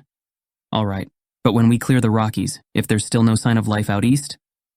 Her voice trailed off. Tommy gave a terse nod in response. Let's just focus on getting out of the mountains first. Tommy drove on in silence, the dark highway stretching endlessly ahead. Exhaustion weighed heavy on him, making his eyelids droop. But every time he blinked, he saw the robber's face, his brain splattered across the asphalt. Revulsion twisted Tommy's gut. He told himself the man gave him no choice, that it was kill or be killed. But that didn't erase the feel of the shotgun in his hands, the life snuffed out. Would he ever be free of that moment? Or would it stalk his nightmares forever? Shuddering, Tommy glanced at Layla's silhouette in the passenger seat. At least she hadn't judged him for what he'd done. He couldn't bear the thought of her looking at him differently. But then maybe she did. Maybe her withdrawal was because of him. His act the last straw in a world gone to chaos. In the side mirror, Tommy caught a glimpse of the Minx van on the road behind him. The van's headlights cut a feeble swath through the darkness. Layla shifted in her seat, head nodding as she slipped into a fitful doze. In the back, Mickey and Jimbo's soft snores mingled with the rumble of the tires. Exhaustion weighed heavy on Tommy's shoulders. How long since he last slept? 36 hours? 48? The days and nights had blurred together in an endless forced march to outrun the dead. His leaden eyelids drooped, shadows danced at the edge of his vision. More than once he jerked awake, the van swerving as he realized he'd drifted off. He lowered the window, letting the rush of cold night air splash his face. Anything to keep from falling asleep. The road signs grew sparse, the exits dwindling. Would they ever find an end to this hopeless flight, or simply run themselves into the ground? Layla mumbled something, her head lolling against the window. Tommy thought of waking her to talk, just to hear another human voice. Anything to distract from the claws of sleep dragging him down. But she needed rest. They all did. His eyelids grew heavy. He blinked hard, trying to stay focused as the dark road blurred before him. The van swerved, and he jerked the wheel to correct it. "Whoa, you all right?" Mickey asked. "I'm fine," Tommy said. Layla turned to him, suddenly awake. "You sure about that? You look dead on your feet." "I said I'm fine," he snapped. The van swerved again. Layla lunged across him and grabbed the wheel. "Jesus, Tommy, you trying to kill us?" Tommy hit the brakes and guided the van to the side of the road. The Minx van pulled up behind them. Tommy let out a long sigh. "What the hell was that?" Layla asked. Tommy scrubbed a hand down his face. "Nothing, I just got distracted." Layla crossed her arms. "You almost took us into that ditch. You're in no shape to keep driving." "I'm telling you I'm fine." "No, you're not. You're about to pass out at the wheel." Layla reached for his arm. "Come on, let me drive for a while." "What, so you can take us off a cliff?" Layla's mouth dropped open. "I wouldn't." "No?" Tommy glared at her. "How could you say that?" "I could ask you the same. I'm not the one who was talking about driving this thing into a ravine." "I wasn't saying I would, She slammed her hand on the dashboard and turned to him. "I'm driving." Tommy shook her off. "I said I'm fine, I don't need you to babysit me." In the back, Jimbo leaned forward. "Dude, she's got a point. We can't afford to take any more chances here." Mickey nodded. "Let her take over, man. Catch some rest while you can." Tommy sat rigid for a moment before his shoulders slumped in defeat. "Yeah, all right. But just for a bit. Then you wake me up." "Deal," Layla said. They swapped seats and Layla slid behind the wheel. Tommy reclined the passenger seat with a weary sigh. Within moments, the steady vibration of the road lulled him into a heavy sleep. Chapter 46. Tommy awoke slowly, the soft dawn light filtering through the van's windows. For a moment, he forgot where he was, expecting to open his eyes to the familiar surroundings of home. Then reality crashed back in, the cramped interior of the van, the constant uncertainty gnawing at his gut. With a sigh, he sat up, rubbing the sleep from his eyes. The others still slumbered around him, Mickey's snores mingling with the gentle snuffles of Jimbo's breathing. Careful not to wake them, he eased open the door and slipped outside. He found himself staring across a small rest area tucked back from the highway. Trees ringed the parking lot, helping hide it from casual view. In the center, Roxy tended a small campfire. The scent of cooking food made Tommy's mouth water. He spotted Nix and Spike rummaging through boxes in the back of the Minx van. Layla sat a little apart, on top of a picnic table, back to the others as she gazed off into the trees. He strode towards the fire, drawn to the warmth. "Morning, Sleeping Beauty," Roxy smirked at him, spatula in hand. "Hungry?" "Starving. What's on the menu?" "Tinned ham courtesy of our resident chef. Apparently Nix and Spike found a stash in the rest stop storage." Despite everything, Tommy felt himself smiling back at her. "Well, don't let me keep you from your cooking duties." He leaned against the Minx van, watching Roxy work. The mundane activity calmed his thoughts for a while. The hint of a smile still ghosted her lips. Mickey crawled from the van, his hair sticking up at odd angles. He nodded a silent greeting to Tommy, taking a long pull from a bottle of methadone. A twig snapped in the tree line and Tommy spun. Just another damn squirrel. He turned back to find Roxy watching him, eyebrows raised. A little jumpy this morning, huh? He gave a tense chuckle, pulse slowly calming. Maybe a bit. I don't think any of us can afford to fully let our guard down anymore. Too right. She scooped a serving of ham onto a dented metal plate and offered it to him. Here, get that into you. We've got a long road ahead still. He accepted it with a smile. As he ate, Tommy found his gaze drifting once more to Layla. She gave no indication of joining them. He sat down by the fire and began eating. The tinned ham was salty and tough, but it was hot and that's what mattered. As he ate, Jimbo emerged from the van, no doubt drawn by the smell of food. Soon they were all gathered around the fire, plates perched on knees as they ate. All except Layla, who remained apart on the picnic table, her back to them. Remember that time the transmission blew outside Vegas? Jimbo said suddenly. We were stranded there for a week trying to scrape together the cash to fix it. Nix chuckled. I remember. We played every seedy club that would take us, trying to earn repair money. I think we survived on peanut shells and well whiskey that whole week. Wasn't all bad, though, Zero said. We met that magician with the white tigers. What was his name? Antonio Valentino, Jimbo said, snapping his fingers. Man, that guy was insane. He let us hang with the tigers and everything. Said we had artistic souls. Laughter rippled through the group at the memory. How about the Great Salt Lake show? Nick said. We drove straight from Portland, only to get there and realize the venue had double booked. Nearly came to blows with that hardcore band. More chuckles. Tommy found himself smiling too. We've had some wild rides in that old girl, Nick said, gaze distant. She got us through a lot. Murmurs of agreement followed. Just another sacrifice to the globalist agenda, Zero said. Mickey frowned. Wait, that doctor was a globalist? Zero rolled his eyes. No, but it was their plan that put us in this position. Roxy smirked. Not this again, no one planned this. So naive. At least Zero seems like he's getting better, Mickey said. Tommy and Jimbo laughed. Zero shrugged. Laugh it up, but when it turns out I was right all along. We won't hold our breath, Roxy said. They rose and began packing up supplies, preparing to head out. Tommy consulted the map with Roxy, tracing a route through the mountains. Should be able to avoid major hordes if we take the back roads through the Rockies. You sure that's the best idea? Tommy shrugged a shoulder.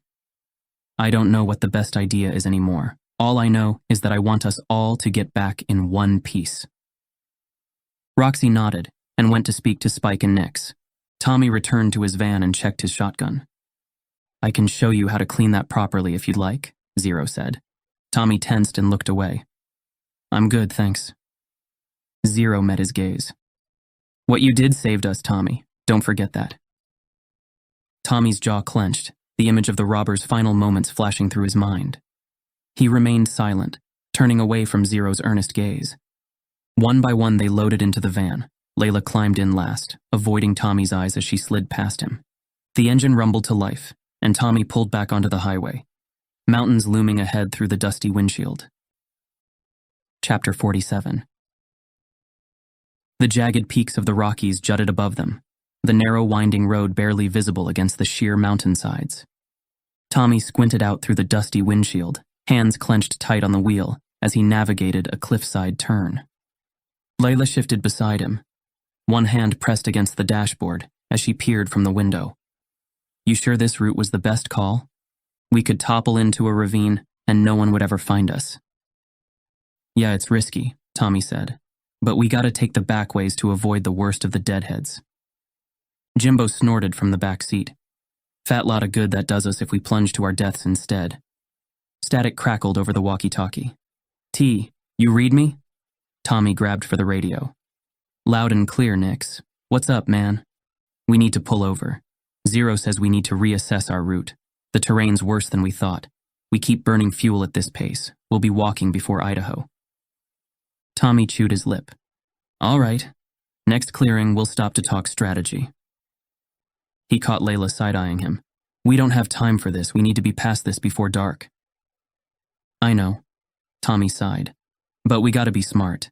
No use getting stranded up here. Easy pickings for the first horde that wanders by. Up ahead, the road widened into a small turnout nestled against the mountains. Tommy pulled in and killed the engine. The others gathered as he spread his worn map over the hood. Roxy joined him and jabbed at the tangle of back roads. If we keep on this route through the high passes, we'll burn through our fuel. We should backtrack, take the interstate. Tommy shook his head.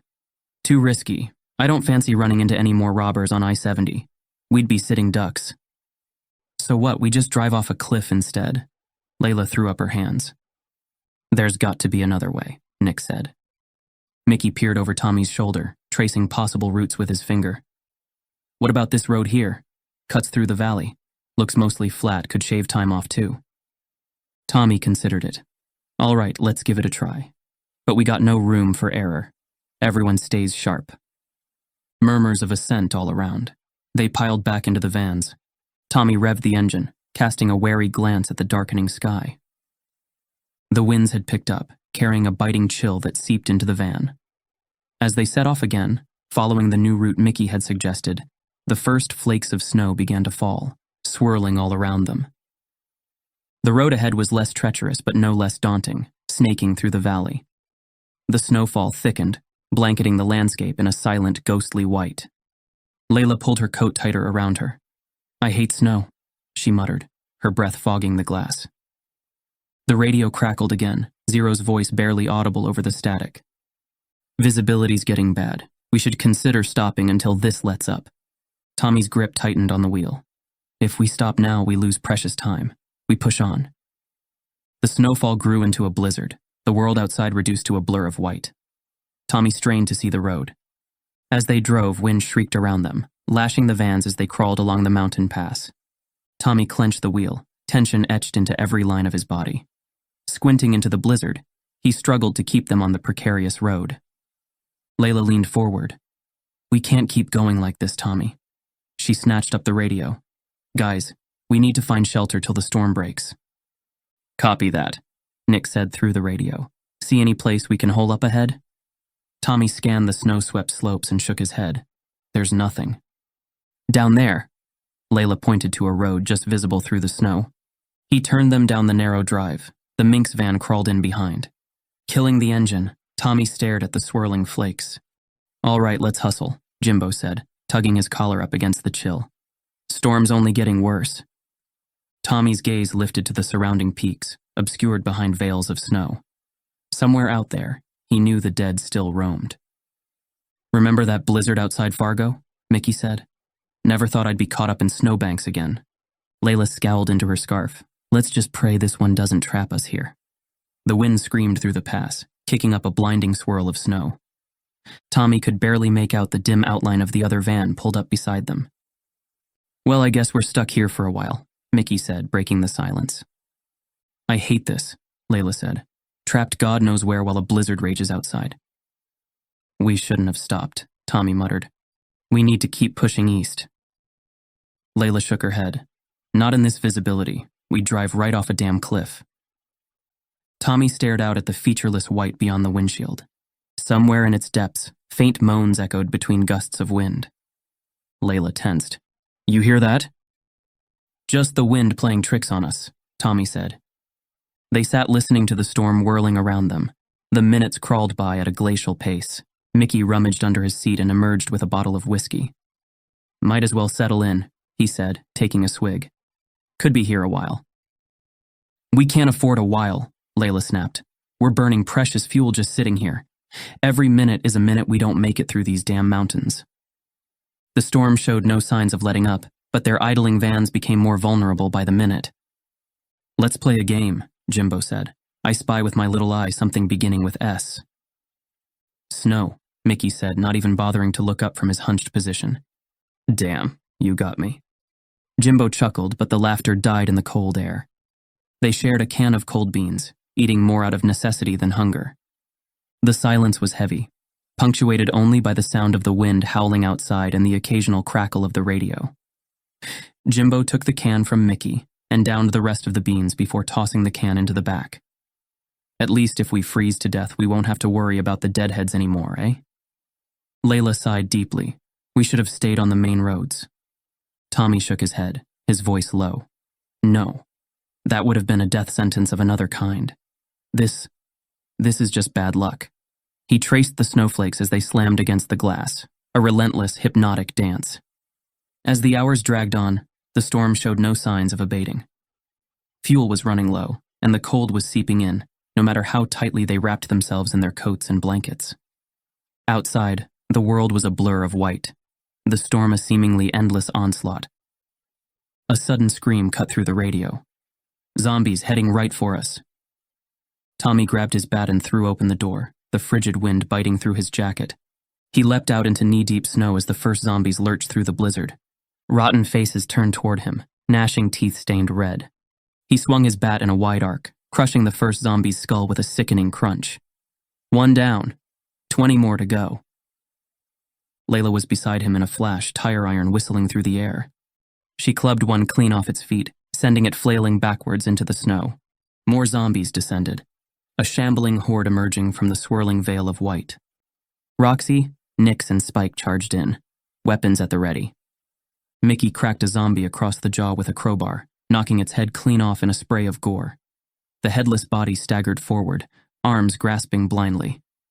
Strike one, deadhead. Another swing sent it crumpling.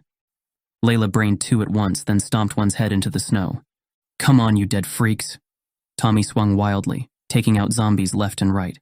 Behind the horde, he spied the snow-laden pines fringing the turnout. Layla, the trees. Help me drive them that way. Together, they battered the zombies back toward the woods. Roxy caught on and joined them, wielding her machete. Timber, Jimbo shouted as he shoulder-checked a zombie right into a pine trunk. It toppled backwards into the snow and lay still. Strike 3, you dead lugnut, Mickey bludgeoned one, then turned and walloped another. You're out. They pushed the horde further back until the trees hemmed them in, then Tommy and Layla moved in sync, clubbing the zombies from both sides. The snow-heavy branches crashed down, crushing flailing bodies. Soon, at least 20 more bodies lay motionless. The blizzard swirled around them, coating everything in a fresh layer of powdery white. Layla dusted the snow off her gore-spattered jacket. Mickey leaned against a tree trunk, catching his breath. Nix trudged through the trampled snow. Everyone still breathing? I think we're good. Spike spat a wad of blood and wiped his split lip. Remind me not to get on your bad side, Jimbo said to Roxy, as she shook brain matter off her machete. Tommy did a quick head count. By some miracle, they'd all survived more or less intact. Around them, the storm continued to rage. I guess that's one way to get warm. And here I thought the dead didn't like the cold, Mickey said. Roxy, Nix, and Spike trudged back through the snow toward their van. They were halfway to the van when Spike stopped, raising a hand. You hear that? Faint on the wind came the sound of guttural moans. Roxy tensed, gripping her machete tighter. More of them, and sounds like a lot more this time. Forms appeared through the veils of snow, first a few, then a dozen, then what looked like an entire horde emerging from the trees. Tommy gripped his bat tighter. All right, everyone, looks like we're not done yet. Form a line and get ready. He took position at the center of their makeshift battle line in the snow, with Layla and Jimbo flanking him on either side. Mickey stood beyond Jimbo, crowbar at the ready. The zombies shambled toward them, some in ripped ski jackets and snow boots. Steady now, Tommy said as the creatures drew nearer. He eyed the closest one, a male zombie in a torn puffer jacket. When it came within reach, Tommy swung his bat, feeling the crunch of breaking bone as the zombie's head exploded in a spray of blood and brain matter. Layla cheered as she bashed in the next one's skull. Mickey and Jimbo joined the fray, crushing and smashing the rotting horde with focused intensity. They just keep coming, Mickey yelled over the snarls and howls of the horde. More emerged from the swirling snow, tripping over the piling corpses of their broken brethren. Tommy grimaced as fetid blood and gore splattered his jacket. Take them 2 at a time if you have to. Just keep swinging. The horde pressed in around them. Adrenaline fueled Tommy's blows as he felled one zombie after another in quick succession. Beside him, Layla screamed in fury, cracking her tire iron through a zombie's jaw with savage force. This is like the world's worst snowball fight. Dude, you're a genius. Jimbo grabbed handfuls of snow, packing them into tight balls. Hey deadheads, think fast! He pelted 2 zombies in their faces. The snow exploded in puffs of white, momentarily blinding them. Good thinking, Tommy called. Use the snow, distract them. Jimbo, Spike, Mickey, and Nick set to work bombarding the zombies with volleys of snowballs while dodging grasping arms. The zombies snarled and flailed, decayed hands swiping at empty air. Seizing the opening, Tommy and Layla moved in with their weapons swinging. Layla smashed her tire iron through one zombie's skull, while Tommy crushed another with a cracking blow. Roxy joined in, alternating between slicing zombies with her machete and nailing them in the face with snowballs. The snow flew as the group tag-teamed the remaining zombies. Snowballs pelted rotting flesh just before bats and tire irons came crashing down. Finish them off! Tommy smashed his bat across the temple of the nearest one, while Layla brained the second to last with a final swing of her tire iron. Spike wound up and hurled one last snowball right between the eyes of the final walker. It teetered back before toppling face first into the blood-speckled snow. Roxy slashed her machete through its skull for good measure. Strike! That's the game, bitches. Tommy wiped his bat on the snow, a small grin on his face. Well, that was invigorating. Layla nodded. Nothing like a bit of exercise to warm you up. Mickey brushed the snow from his coat. Let's hope they don't have more friends nearby. Nick shook his head. I'm just glad everyone's still standing. For a minute there, I thought we were goners. Jimbo clapped Tommy on the back. The snow had finally stopped falling, only occasional gusts of wind swirling the white powder now. Tommy lowered his bat, surveying the scene. Bodies lay strewn about, the snow stained red in places. I think that's the last of them. Layla let her tire iron drop into the snow. About time. My arms are killing me. Mickey stretched his back. You said it, I'm gonna be sore for days after that workout. Roxy glanced around. A grin crossed her face. She scooped up a handful of snow, packed it tight, and let it fly, nailing Tommy on the forehead. Oh, you think that's funny, huh? Tommy grabbed his own handful of snow and lobbed it at Roxy, catching her shoulder. She retaliated, pelting him again. Snowball fight! Jimbo joined in the barrage against Tommy. Snowballs flew in all directions amidst laughter and shouts. Layla got off a perfect shot that exploded against Mickey's chest. Bullseye! Eat snow, Mickey! Spike slipped and face-planted into the snow, coming up with a mask of white. Through cackling laughter, Nix lobbed snowballs rapid fire, his throws going wide more often than not. I never was much good at this. Tommy dashed behind a tree to avoid being hit again. All right, I give up. No more. But the snowballs kept coming. After a few more freezing volleys, the snowball flurry finally died down. They were all dusted in white, breathless, flushed, and laughing. Haven't done that since I was a kid, Layla said, brushing snow from her hair. From the van door, Zero gave a shout. Hey kids, storm's blown over. We should hit the road before any more deadheads show up. His words were met with a fresh barrage of snowballs from all sides. Oh no you don't, Jimbo charged towards him. You can't escape. Zero retreated into the van, one hand raised. Seriously, children, we need to move out. Their laughter echoed off the mountainsides now that the winds had calmed. For a moment, it felt just like old times. Tommy clasped Jimbo's shoulder, their breath fogging the air. Come on, let's get moving. Zero's right, we shouldn't linger. They clambered back into their respective vans, peeling off snow-soaked layers. Layla shivered as she wrung melted snow out of her hair. I hate blizzards. And I hate zombies. Put 'em together, and you get a slushie of fun, Jimbo said. Over the radio, Nix's voice cut through. I've checked the scores, and it looks like Roxy won the snowball fight. She gets the prize. What's the prize? Tommy asked. Honor, of course. You think we've got trophies to give out? Tommy smiled. Well done, Rox. And good work, everyone. We showed those dead bastards who not to mess with. Damn straight, Jimbo said. And I haven't had that much fun since the world went to crap. Tommy keyed the radio. All right, gang, let's blow this popsicle stand. You got it, T, Nick said. Tommy started the engine, allowing it a minute to warm up before shifting into drive. Beside him, Layla pulled her scarf up over her nose, eyes gazing out at the snowy landscape ahead. Let's hope the road stays clear, she said. I've had enough snowstorms and zombies to last me a lifetime. You and me both. Chapter 47. Tommy eased them back onto the winding mountain road. In the side mirror, he could see the others following behind. Sheer cliffs dropped away on one side, the rising peaks of the Rockies sloping up on the other. The road twisted and turned, barely wide enough for both vans. One slip, and they'd be tumbling down the mountainside. Tommy took the hairpin turn slow and steady, hyper-aware of every bump and slide the vans made on the icy road. Beside him, Layla braced one hand against the dashboard, her eyes fixed straight ahead. "This is insane, Tommy," she said through gritted teeth. "We're one patch of black ice away from careening off this damn road." "I know, but it's our only option." He white-knuckled the wheel as they crawled around another blind turn. "Just a few more miles through these high passes. We'll make it." He wasn't sure if he was reassuring Layla or himself more. Static crackled from the radio. "How's it looking up there, T?"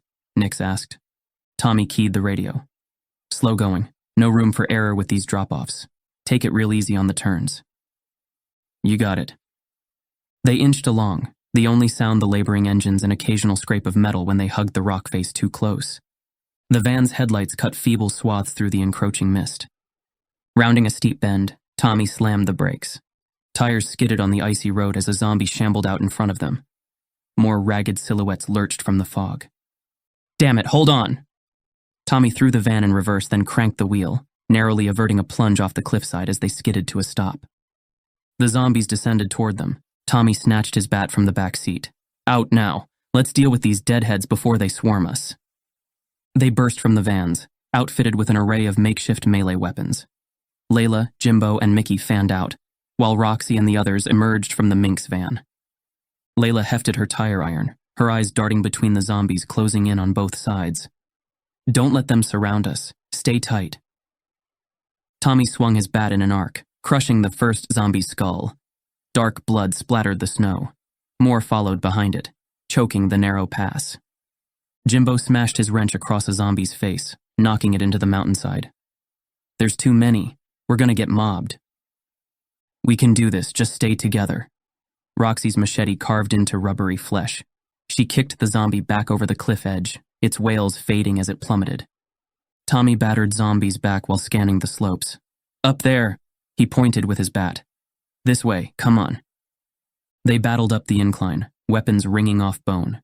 Step by step, they gained elevation until reaching the rocky outcropping. Tommy smashed another zombie off the ledge. Below, the horde clawed at the steep rock face. "We can pick them off from up here," Tommy said, chest heaving. Layla peered over the edge, shoving a heavy rock. "Happy landings, deadheads." The rock dropped down, crushing a zombie's skull. One by one, they bombarded the horde from above, bludgeoning and smashing. Tommy peeked over the ledge, scanning the road below. The zombie bodies lay still, their rotted brains dashed against the asphalt. "All clear," he said. "Let's get back to the vans before more show up." They hurried down the incline, boots crunching on gravel and snow. Rounding the bend, Tommy slowed. At least 24 zombies surrounded the Minx van, pounding and clawing at the metal sides. Tommy's heart seized. Zero was still inside. He sprinted ahead, baseball bat at the ready. The others charged behind him, brandishing their weapons. Tommy crashed into the mob, swinging wildly. His bat caved in the first zombie's head in a spray of dark blood. Another grabbed his jacket. He smashed its hand away and kicked it back as Roxy took it down with her machete. All around, his companions battled the horde. Tire irons crunched bone, machetes slashed rotten flesh. But more zombies emerged from the crags, no doubt drawn by the noise. "There's too many," Jimbo yelled, his wrench glancing off a zombie with a hollow thunk. Tommy bashed his way toward the Minx van. Inside, he could see Zero's terrified face pressed against the window. Mickey and Layla fought back to back. Nix grabbed a zombie in a headlock, wrestling it away from the van's side door. Roxy's blade flashed, lopping off outstretched hands. "I'll draw them off," Spike said. "Then get the vans ready to move." Tommy grabbed his arm.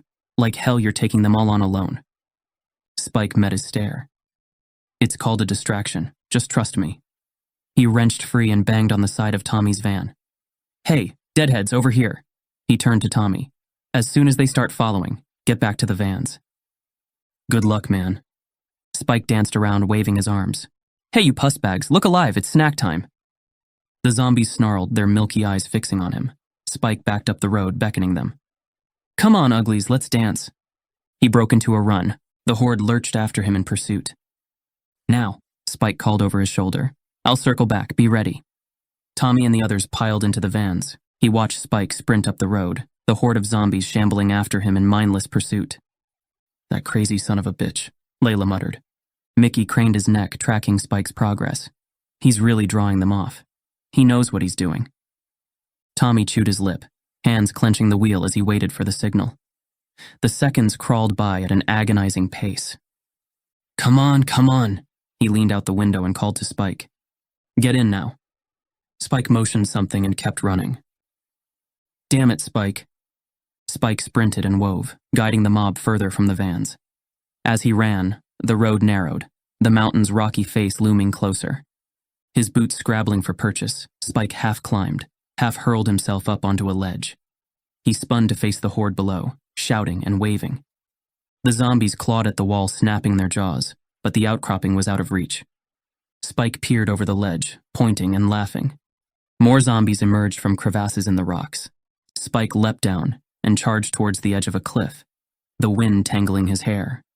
The ground crumbled beneath his feet, but still, he pushed forward, drawing the zombies away. His foot slipped on a patch of ice, sending him tumbling over the edge of the precipice. As he plummeted downward, the zombies followed, their twisted forms disappearing into the void below. Spike! Tommy leapt from the van, but there was nothing he could do. Chapter 48. Tommy stood at the edge of the precipice, gazing down into the endless void where Spike had disappeared. Icy wind whipped at his face. Behind him, Nix paced back and forth, fists clenched. This is on you, Tommy. If you hadn't insisted on taking this damn road. Tommy rounded on him. You think I don't know that? His voice cracked. Every choice I make out here risks lives, but we had no choice. We always have a choice, and you chose wrong. He spat at Tommy's feet. Now Spike's gone because of you. I thought it was safer. Tommy shook his head. Less chance of robbers, more chance of making it through alive. Safer? Nix barked a bitter laugh. Tell that to Spike. Layla stepped between them, hands raised. Stop this. Arguing won't bring Spike back. Nix shoved past her. Stay out of it, Layla. He needs to own up to what he did. Tommy scrubbed a hand down his face. You're right. I messed up. I made a bad call and Spike paid the price, but we can't stay here waiting to join him. Is that your idea of honoring his memory? Nix sneered. Just forget about him and carry on?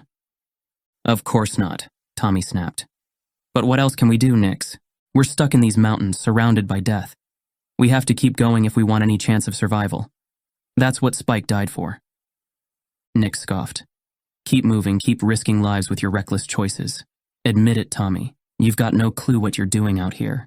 I can't keep following someone I don't trust. He stormed off toward the vans before Tommy had chance to respond. The others shifted uncomfortably, not meeting his eyes. He doesn't mean it, Layla said. He's just lashing out. Tommy wasn't so sure. The hatred in Nix's eyes had been real. Squaring his shoulders, Tommy addressed the group. I know you're shaken by what happened. So am I. But staying here puts us all at risk. We have to keep pushing on while we still have daylight. He caught Jimbo's eye. After a moment, Jimbo stepped forward and squeezed Tommy's shoulder. I still trust you, dude. Nix'll come round. He always does. Let's get back on the road. The others voiced muted agreement and headed for the vans. Only Roxy remained with Tommy. They stood at the edge of the precipice, staring down into the void where Spike had fallen. His broken form bent between two rocks. Behind them, the vans rumbled to life as the group prepared to move on. Never thought I'd be going solo this way, Roxy said. Kim, Dee, now Spike. Her voice caught. I'm the last mink standing. Tommy shook his head fiercely. I won't let anything happen to you, Rox. I promise. Don't make promises you can't keep. Seems like I'm next on the chopping block. Don't say that. She wiped her eyes, voice hardening. But I'll be damned if I go easy. Can't let the deadheads take me too. You won't. We'll make it through this. Roxy managed a sad smile. Wish I had your faith. She brushed a wind-whipped lock of hair from her face, gazing out at the mountains. Tommy saw the tension in her shoulders, the uncertainty behind the brave front. Tommy looked down at his hands. I should have been more careful. Spike's death is on me. You were just doing what you thought was best to keep everyone safe. And I failed him. Tommy's voice broke. If I could trade places with him now, I'd do it in a heartbeat. Roxy placed a hand on his arm. I know you would, but survivor's regret helps no one. That's what he would say. She managed a sad smile. Always did love his cheesy lines. Tommy met her eyes. You don't blame me for his death? It was Spike's choice. He was his own man. Reckless bravado was his way, for better or worse. She blinked back tears. We just have to keep going, for his sake, if nothing else. Tommy gestured vaguely towards Spike's body. What should we do about, you know? Roxy stared for several seconds before drawing her eyes away. He's gone. One of us will get hurt if we try to climb down there. We just need to leave him. Her body shook with sobs. He's gone. She let out a shuddering breath. Tommy, he's gone. Tommy pulled her into a fierce hug. I'm so sorry. She clung to him for a long moment before pulling away. Thank you for trying to protect him. But now you have to lead the living. Tommy dragged a hand down his face. I just don't know if I can, not after this. You're the only one holding us together. They'll follow you if you rebuild the trust. Tommy nodded slowly. I'll do better, I swear it. Roxy squeezed his hand. In her eyes he saw warmth and understanding that he desperately needed. Tommy held Roxy close, feeling her body trembling against his. For a fleeting moment, it seemed as if the chasm before them had disappeared, and all that existed was this embrace. Then Roxy lifted her face to his. Her eyes brimmed with grief and longing that mirrored his own. Slowly, she brought her lips to meet his. Tommy froze, then found himself returning the kiss. The taste of her mouth, the feel of her fingers tangling in his hair, ignited a flame inside him. One hand slid to the small of her back, pulling her tighter. With a gasp, Tommy wrenched himself back. Rox, I can't. Shame flooded through him. What was he doing? Roxy's eyes widened. God, Tommy, I'm so sorry. She took a step away from the precipice, from him. It was a mistake, nothing more. She arched an eyebrow. We should get back. He turned abruptly from the void's edge. The others are waiting. Tommy, wait. He quickened his pace, not looking back. As he wrenched the van door open, Layla glanced over, her brow furrowed. You okay? I'm fine. He slid into the driver's seat and slammed the door. Layla inclined her head. Really? I said I'm fine, Tommy snapped. Layla held up her hands. Okay, I'm just concerned.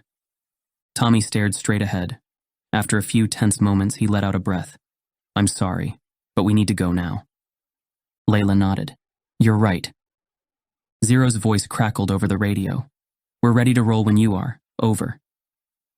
Got it, let's get the hell out of these mountains. He turned the ignition and put the van in gear. As they rumbled forward, Layla glanced at him again. Want me to take over driving for a bit? No, I need to do this. Tommy flexed his grip. I just want to get us all out of here safely. Layla squeezed his shoulder. Up ahead, the winding mountain road stretched onward. After some time, Layla turned to him. I know tensions are high right now, but we'll make it. Tommy managed a nod, keeping his eyes fixed ahead. What happened back there with you and Roxy? A lump formed in Tommy's throat. Nothing. Spike's dead, we were talking, that's all. Just talking, huh? Tommy glared. Just talking, nothing happened. Okay, so long as you're sure. His jaw tightened. I am. Good to hear, but if you ever do want to talk more about anything, I'm here. Thanks. He cleared his throat. I appreciate it. For now, let's just focus on the road. Layla shrugged. You're the boss. Tommy's lip curled. Yeah, right. Chapter 50. Layla sat in the passenger seat, her body tense, gaze fixed on some point far in the distance. She hadn't spoken for over an hour. Tommy almost preferred her silence to the alternative. Questions he didn't want to answer, or conversations he wasn't ready to have. The radio crackled. How you holding up, T? Nix asked. Tommy grabbed the radio. I'm fine, just focused on getting us out of these damn mountains. No doubt, man. This road is insane. Feel like we're one wrong turn from plunging off a freaking cliff. Just take it real slow around the bends. I'll let you know if I see trouble ahead. 10-4, boss man. Tommy cleared his throat. How's Zero holding up? I'm good, Zero said. I'll be right in a day or two. Good to hear. And how about you, Rox? You all right? A burst of static. She's pretty shaken up about Spike still, Nick said. Been quiet since we got back on the road. Can't say I blame her. They were tight. Tommy chewed his lip, unsure how to respond. Yeah, they were... He trailed off, the words dying in his throat. It's messed up, dude, Jimbo said from the back seat. 1 minute we're all fine. The next? He sighed. Never know which of us will be next to go. This whole thing sucks. Tommy's chest clenched. No one else is dying on my watch. We'll get through this. Tommy caught Layla looking at him and frowned. What? She held his gaze a moment before looking away. Nothing. Just glad we have you leading the way is all. Tommy swallowed hard and turned his attention back to the road. Compliments concern. It was all too much right now. The layers of guilt and doubt weighed so heavy that even her kindness felt smothering. His grip on the wheel tightened as he maneuvered a hairpin turn, tires spitting up gravel. In the side mirror, he could see the Minx van crawling along behind at a cautious distance. They drove on in silence for some time, the mountains looming around them. The road's narrow curves demanding Tommy's full concentration. His shoulders ached from tension, and his eyes strained to cut through the mist gathering between the peaks. Layla shifted in her seat. Do you want me to take over driving for a bit? I'm good. You sure? I said I'm fine. Layla shrugged and turned to gaze out the window once more. So what's the plan when we get out of these mountains? Mickey asked. Figured we'd head for Denver, scavenge for more supplies. Denver, huh? Reckon that's our best bet to find meds. Yeah, we'll look for methadone for you. Appreciate it, man. I'm down to just a few doses left. I know, we'll find more, I promise. Even as Tommy said the words, he wasn't sure he could keep that promise. Mickey needed the methadone to keep his old heroin cravings at bay. I can't slip back to what I was. You gotta help make sure I stay clean. I will, I swear it. Tommy raked a hand through his hair. The mountains pressed closer, suffocating. So many lives depending on him. So many ways to fail. Layla pointed ahead. Tommy, watch out. A zombie staggered into the road. Tires screeched as he yanked the wheel hard, swerving around the creature. Their back ends slid on the icy asphalt, hurtling toward the sheer drop just feet away. Hold on! Tommy fought for control, turning into the skid.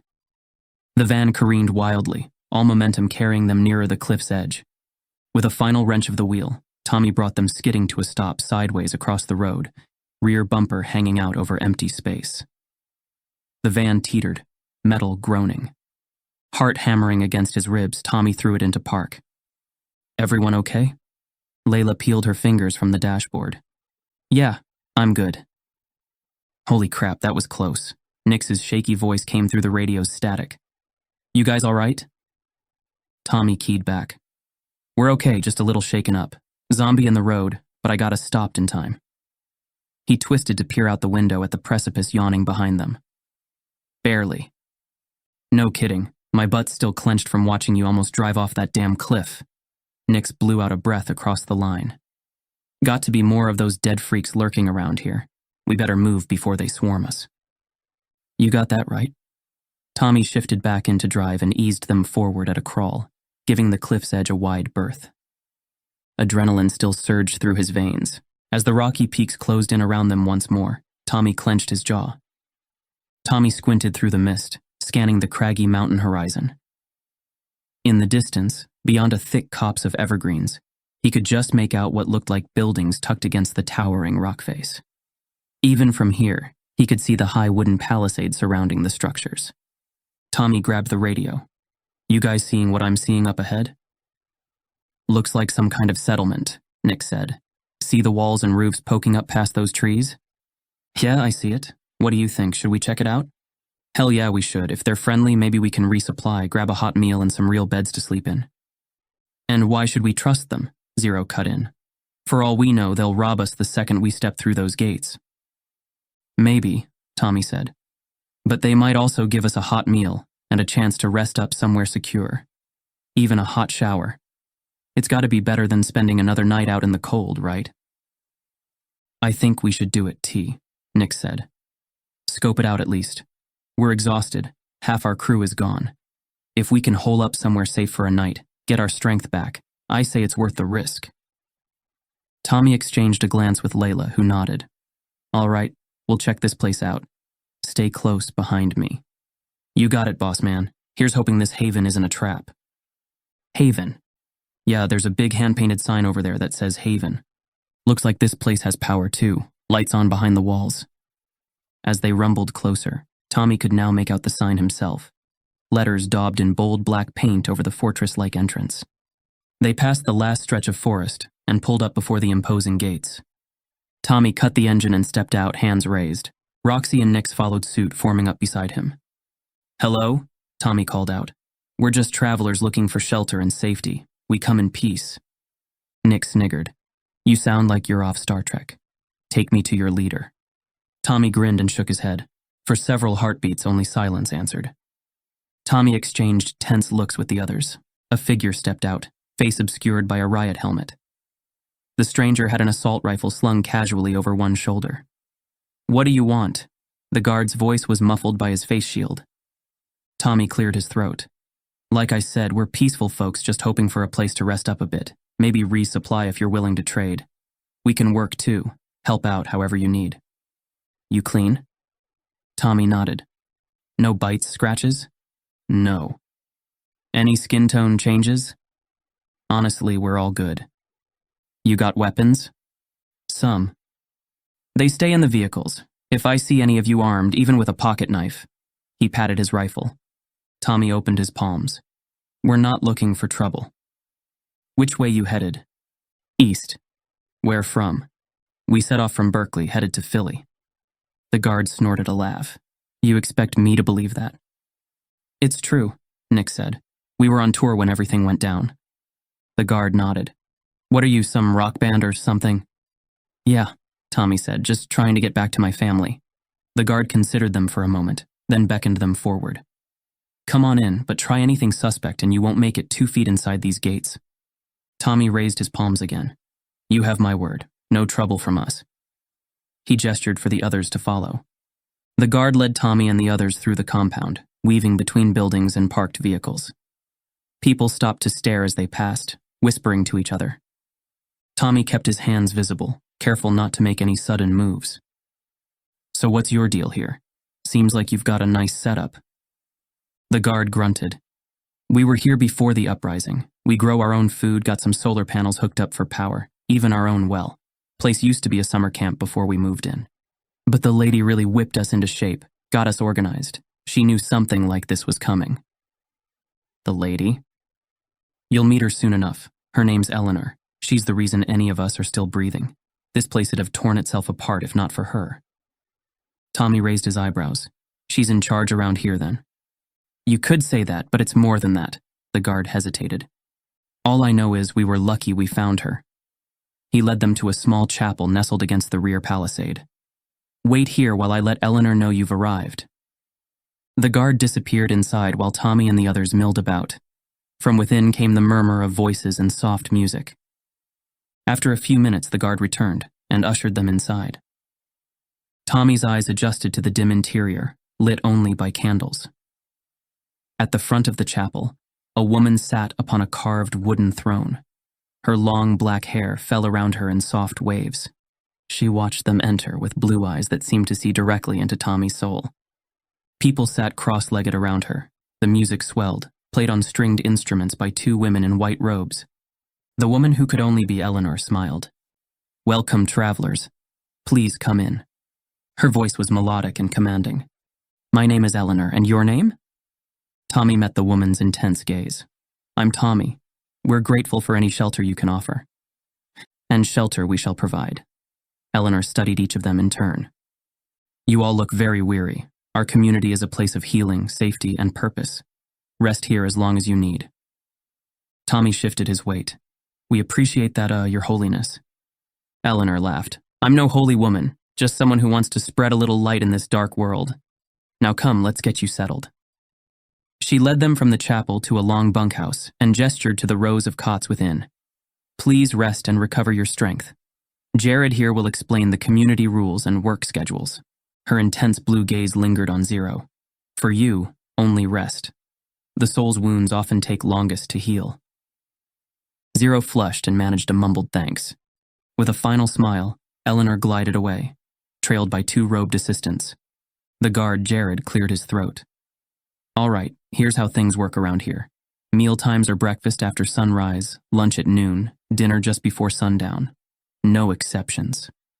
He ticked the rules off on his fingers. Everyone contributes through work unless injured. We rotate jobs daily, and no going outside the walls unless cleared by myself or Eleanor. He eyed Tommy.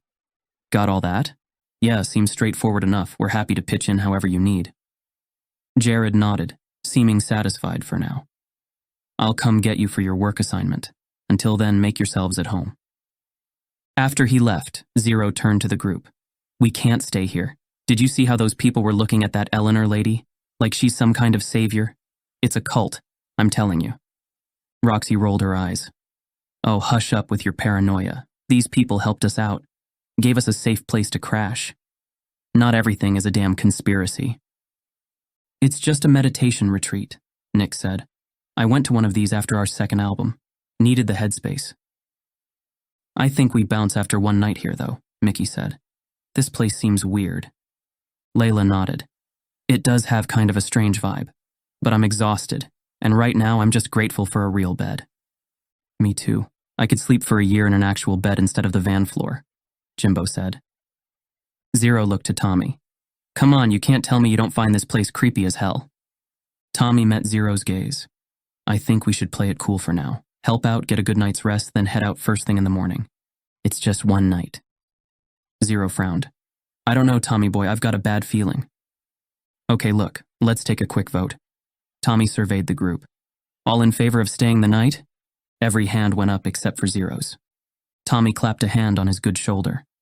It'll be okay. We'll stay sharp. But this is an opportunity we can't easily pass up. Zero sighed. Okay, we do it your way. But tomorrow we're gone whether these people like it or not. Chapter 51. After some time, Jared returned to the bunkhouse and clapped his hands. All right, folks. Time for work assignments. We've got a long list of tasks that need doing before sundown. He peered at his clipboard, then pointed to Tommy and Roxy. You two go with Harvey to the east woodlot. We need more firewood chopped before dark. Tommy and Roxy followed the robed man to a fenced-off section of the woods. Trees had already been felled here and cut into chopping blocks. Tommy hefted one of the axes, testing its weight. The tool felt clumsy and unfamiliar in his hands, its weight different to his baseball bat. He eyed the chopping block, a thick cut of oak at least 2 feet across. Gripping the axe in both hands, he took a swing. The blade glanced off the wood with a hollow thunk. Harvey shook his head. You must put some force behind it, friend. Swing from high up. Use the weight of the axe head, like this. He stepped up to a block, hoisted his axe overhead, then brought it down. The log split cleanly down the middle. Tommy tried again, raising the axe higher before swinging down. This time it bit deeper, but became lodged in the wood, refusing to split all the way through. Harvey helped him tug it free. Better, but you must follow through. One smooth motion, don't stop halfway. Tommy repositioned himself, focusing on the block. He visualized the swing, picturing the axe slicing all the way through. With a grunt of effort, he swung with his full strength. The metal flashed in the late afternoon sun, splitting the log in two. Harvey nodded. Now you're getting it. Keep practicing just like that. As Tommy worked on perfecting his swing, Roxy was already making quick progress through her pile of blocks. She moved with easy confidence, her strikes coming in rapid succession. Tommy couldn't help but pause to watch her. She made it look effortless. Noticing him staring, Roxy flashed a grin. What, never used an axe before? Tommy gave a chuckle. Not really something that comes up much in the city. Here, hold it like this. Roxy adjusted his grip. You'll get more power if you choke up a bit. Her hands were rough but warm as they positioned his on the handle. Their faces were only inches apart. Clearing his throat, Tommy took a step back and hoisted the axe again. As sunset approached, he and Roxy worked up a good sweat. They made sporadic small talk about nothing consequential. The weather, the compound, anything to fill the uncomfortable silences. Finally, Roxy planted her axe in a stump and wiped her brow. So are we going to talk about it or just keep avoiding the elephant in the room? Tommy froze, his axe poised above a chopping block. Talk about what? Don't play dumb, you know what? Roxy folded her arms. That kiss, back on the mountain. He turned back to the block of wood and split it with more force than necessary. Nothing to talk about. We were both emotional after Spike. Wasn't thinking straight. Roxy sighed. Tommy, I like you, and not just as a friend. She met his eyes. I know the timing was crazy. Spike had just died. We both had adrenaline pumping. But I wanted to kiss you. I don't regret it. Tommy searched for the words, his throat tightening. Rox, I've got Neve, Sean. I'm easy with that. But I'm not, and with everything going on, you don't have to explain. Roxy gave a sad smile. I'm not asking for anything from you, and I'm sorry if I made things awkward. She scuffed her boot in the dirt. It's just hard, you know. Everything that's happened since Berkeley, watching my friends die one by one. Her voice caught. You've been one of the only rocks I have left, and maybe I got overwhelmed. Tommy's shoulders slumped and he turned to her. You have nothing to apologize for. We're all handling this thing in our own messed up way. He hesitated. I care about you, Rox, but I don't know if I can be what you need. I just need a friend, Tommy. He smiled and rubbed the back of his neck. Friends, then. Roxy blinked rapidly before meeting his gaze again. And hey, if I can't lean on you, who can I lean on? She attempted a laugh, but it came out hollow. After a moment, she stepped forward and pulled Tommy into a hug. I'm glad we can still be friends. Her voice was muffled against his shoulder. I don't want it to be weird between us. You're one of the few good things left. Tommy hugged her back, inhaling the scent of her hair mixed with wood smoke. For a long moment, they stood there, taking comfort in each other. The setting sun cast the woods in a red-gold glow. When they finally pulled apart, Tommy met her eyes. We'll get each other through this, I promise. Roxy managed a small smile. Then her eyes dipped briefly to Tommy's mouth before she glanced away. Tommy's pulse quickened. A bell rang out across the compound, signaling the end of the workday. Tommy exhaled, grateful for the interruption. Guess that's quitting time. Roxy nodded. Let's head back and see how the others fared. They gathered the chopped wood and tools to return to camp. As they walked back, Tommy replayed the day's events in his mind. He had hoped things with Roxy could go back to normal, but now a new tension thrummed between them. He could not betray his family. Not again. To be continued. Please subscribe so you don't miss out on future episodes. To find out more about John Cronshaw and his work,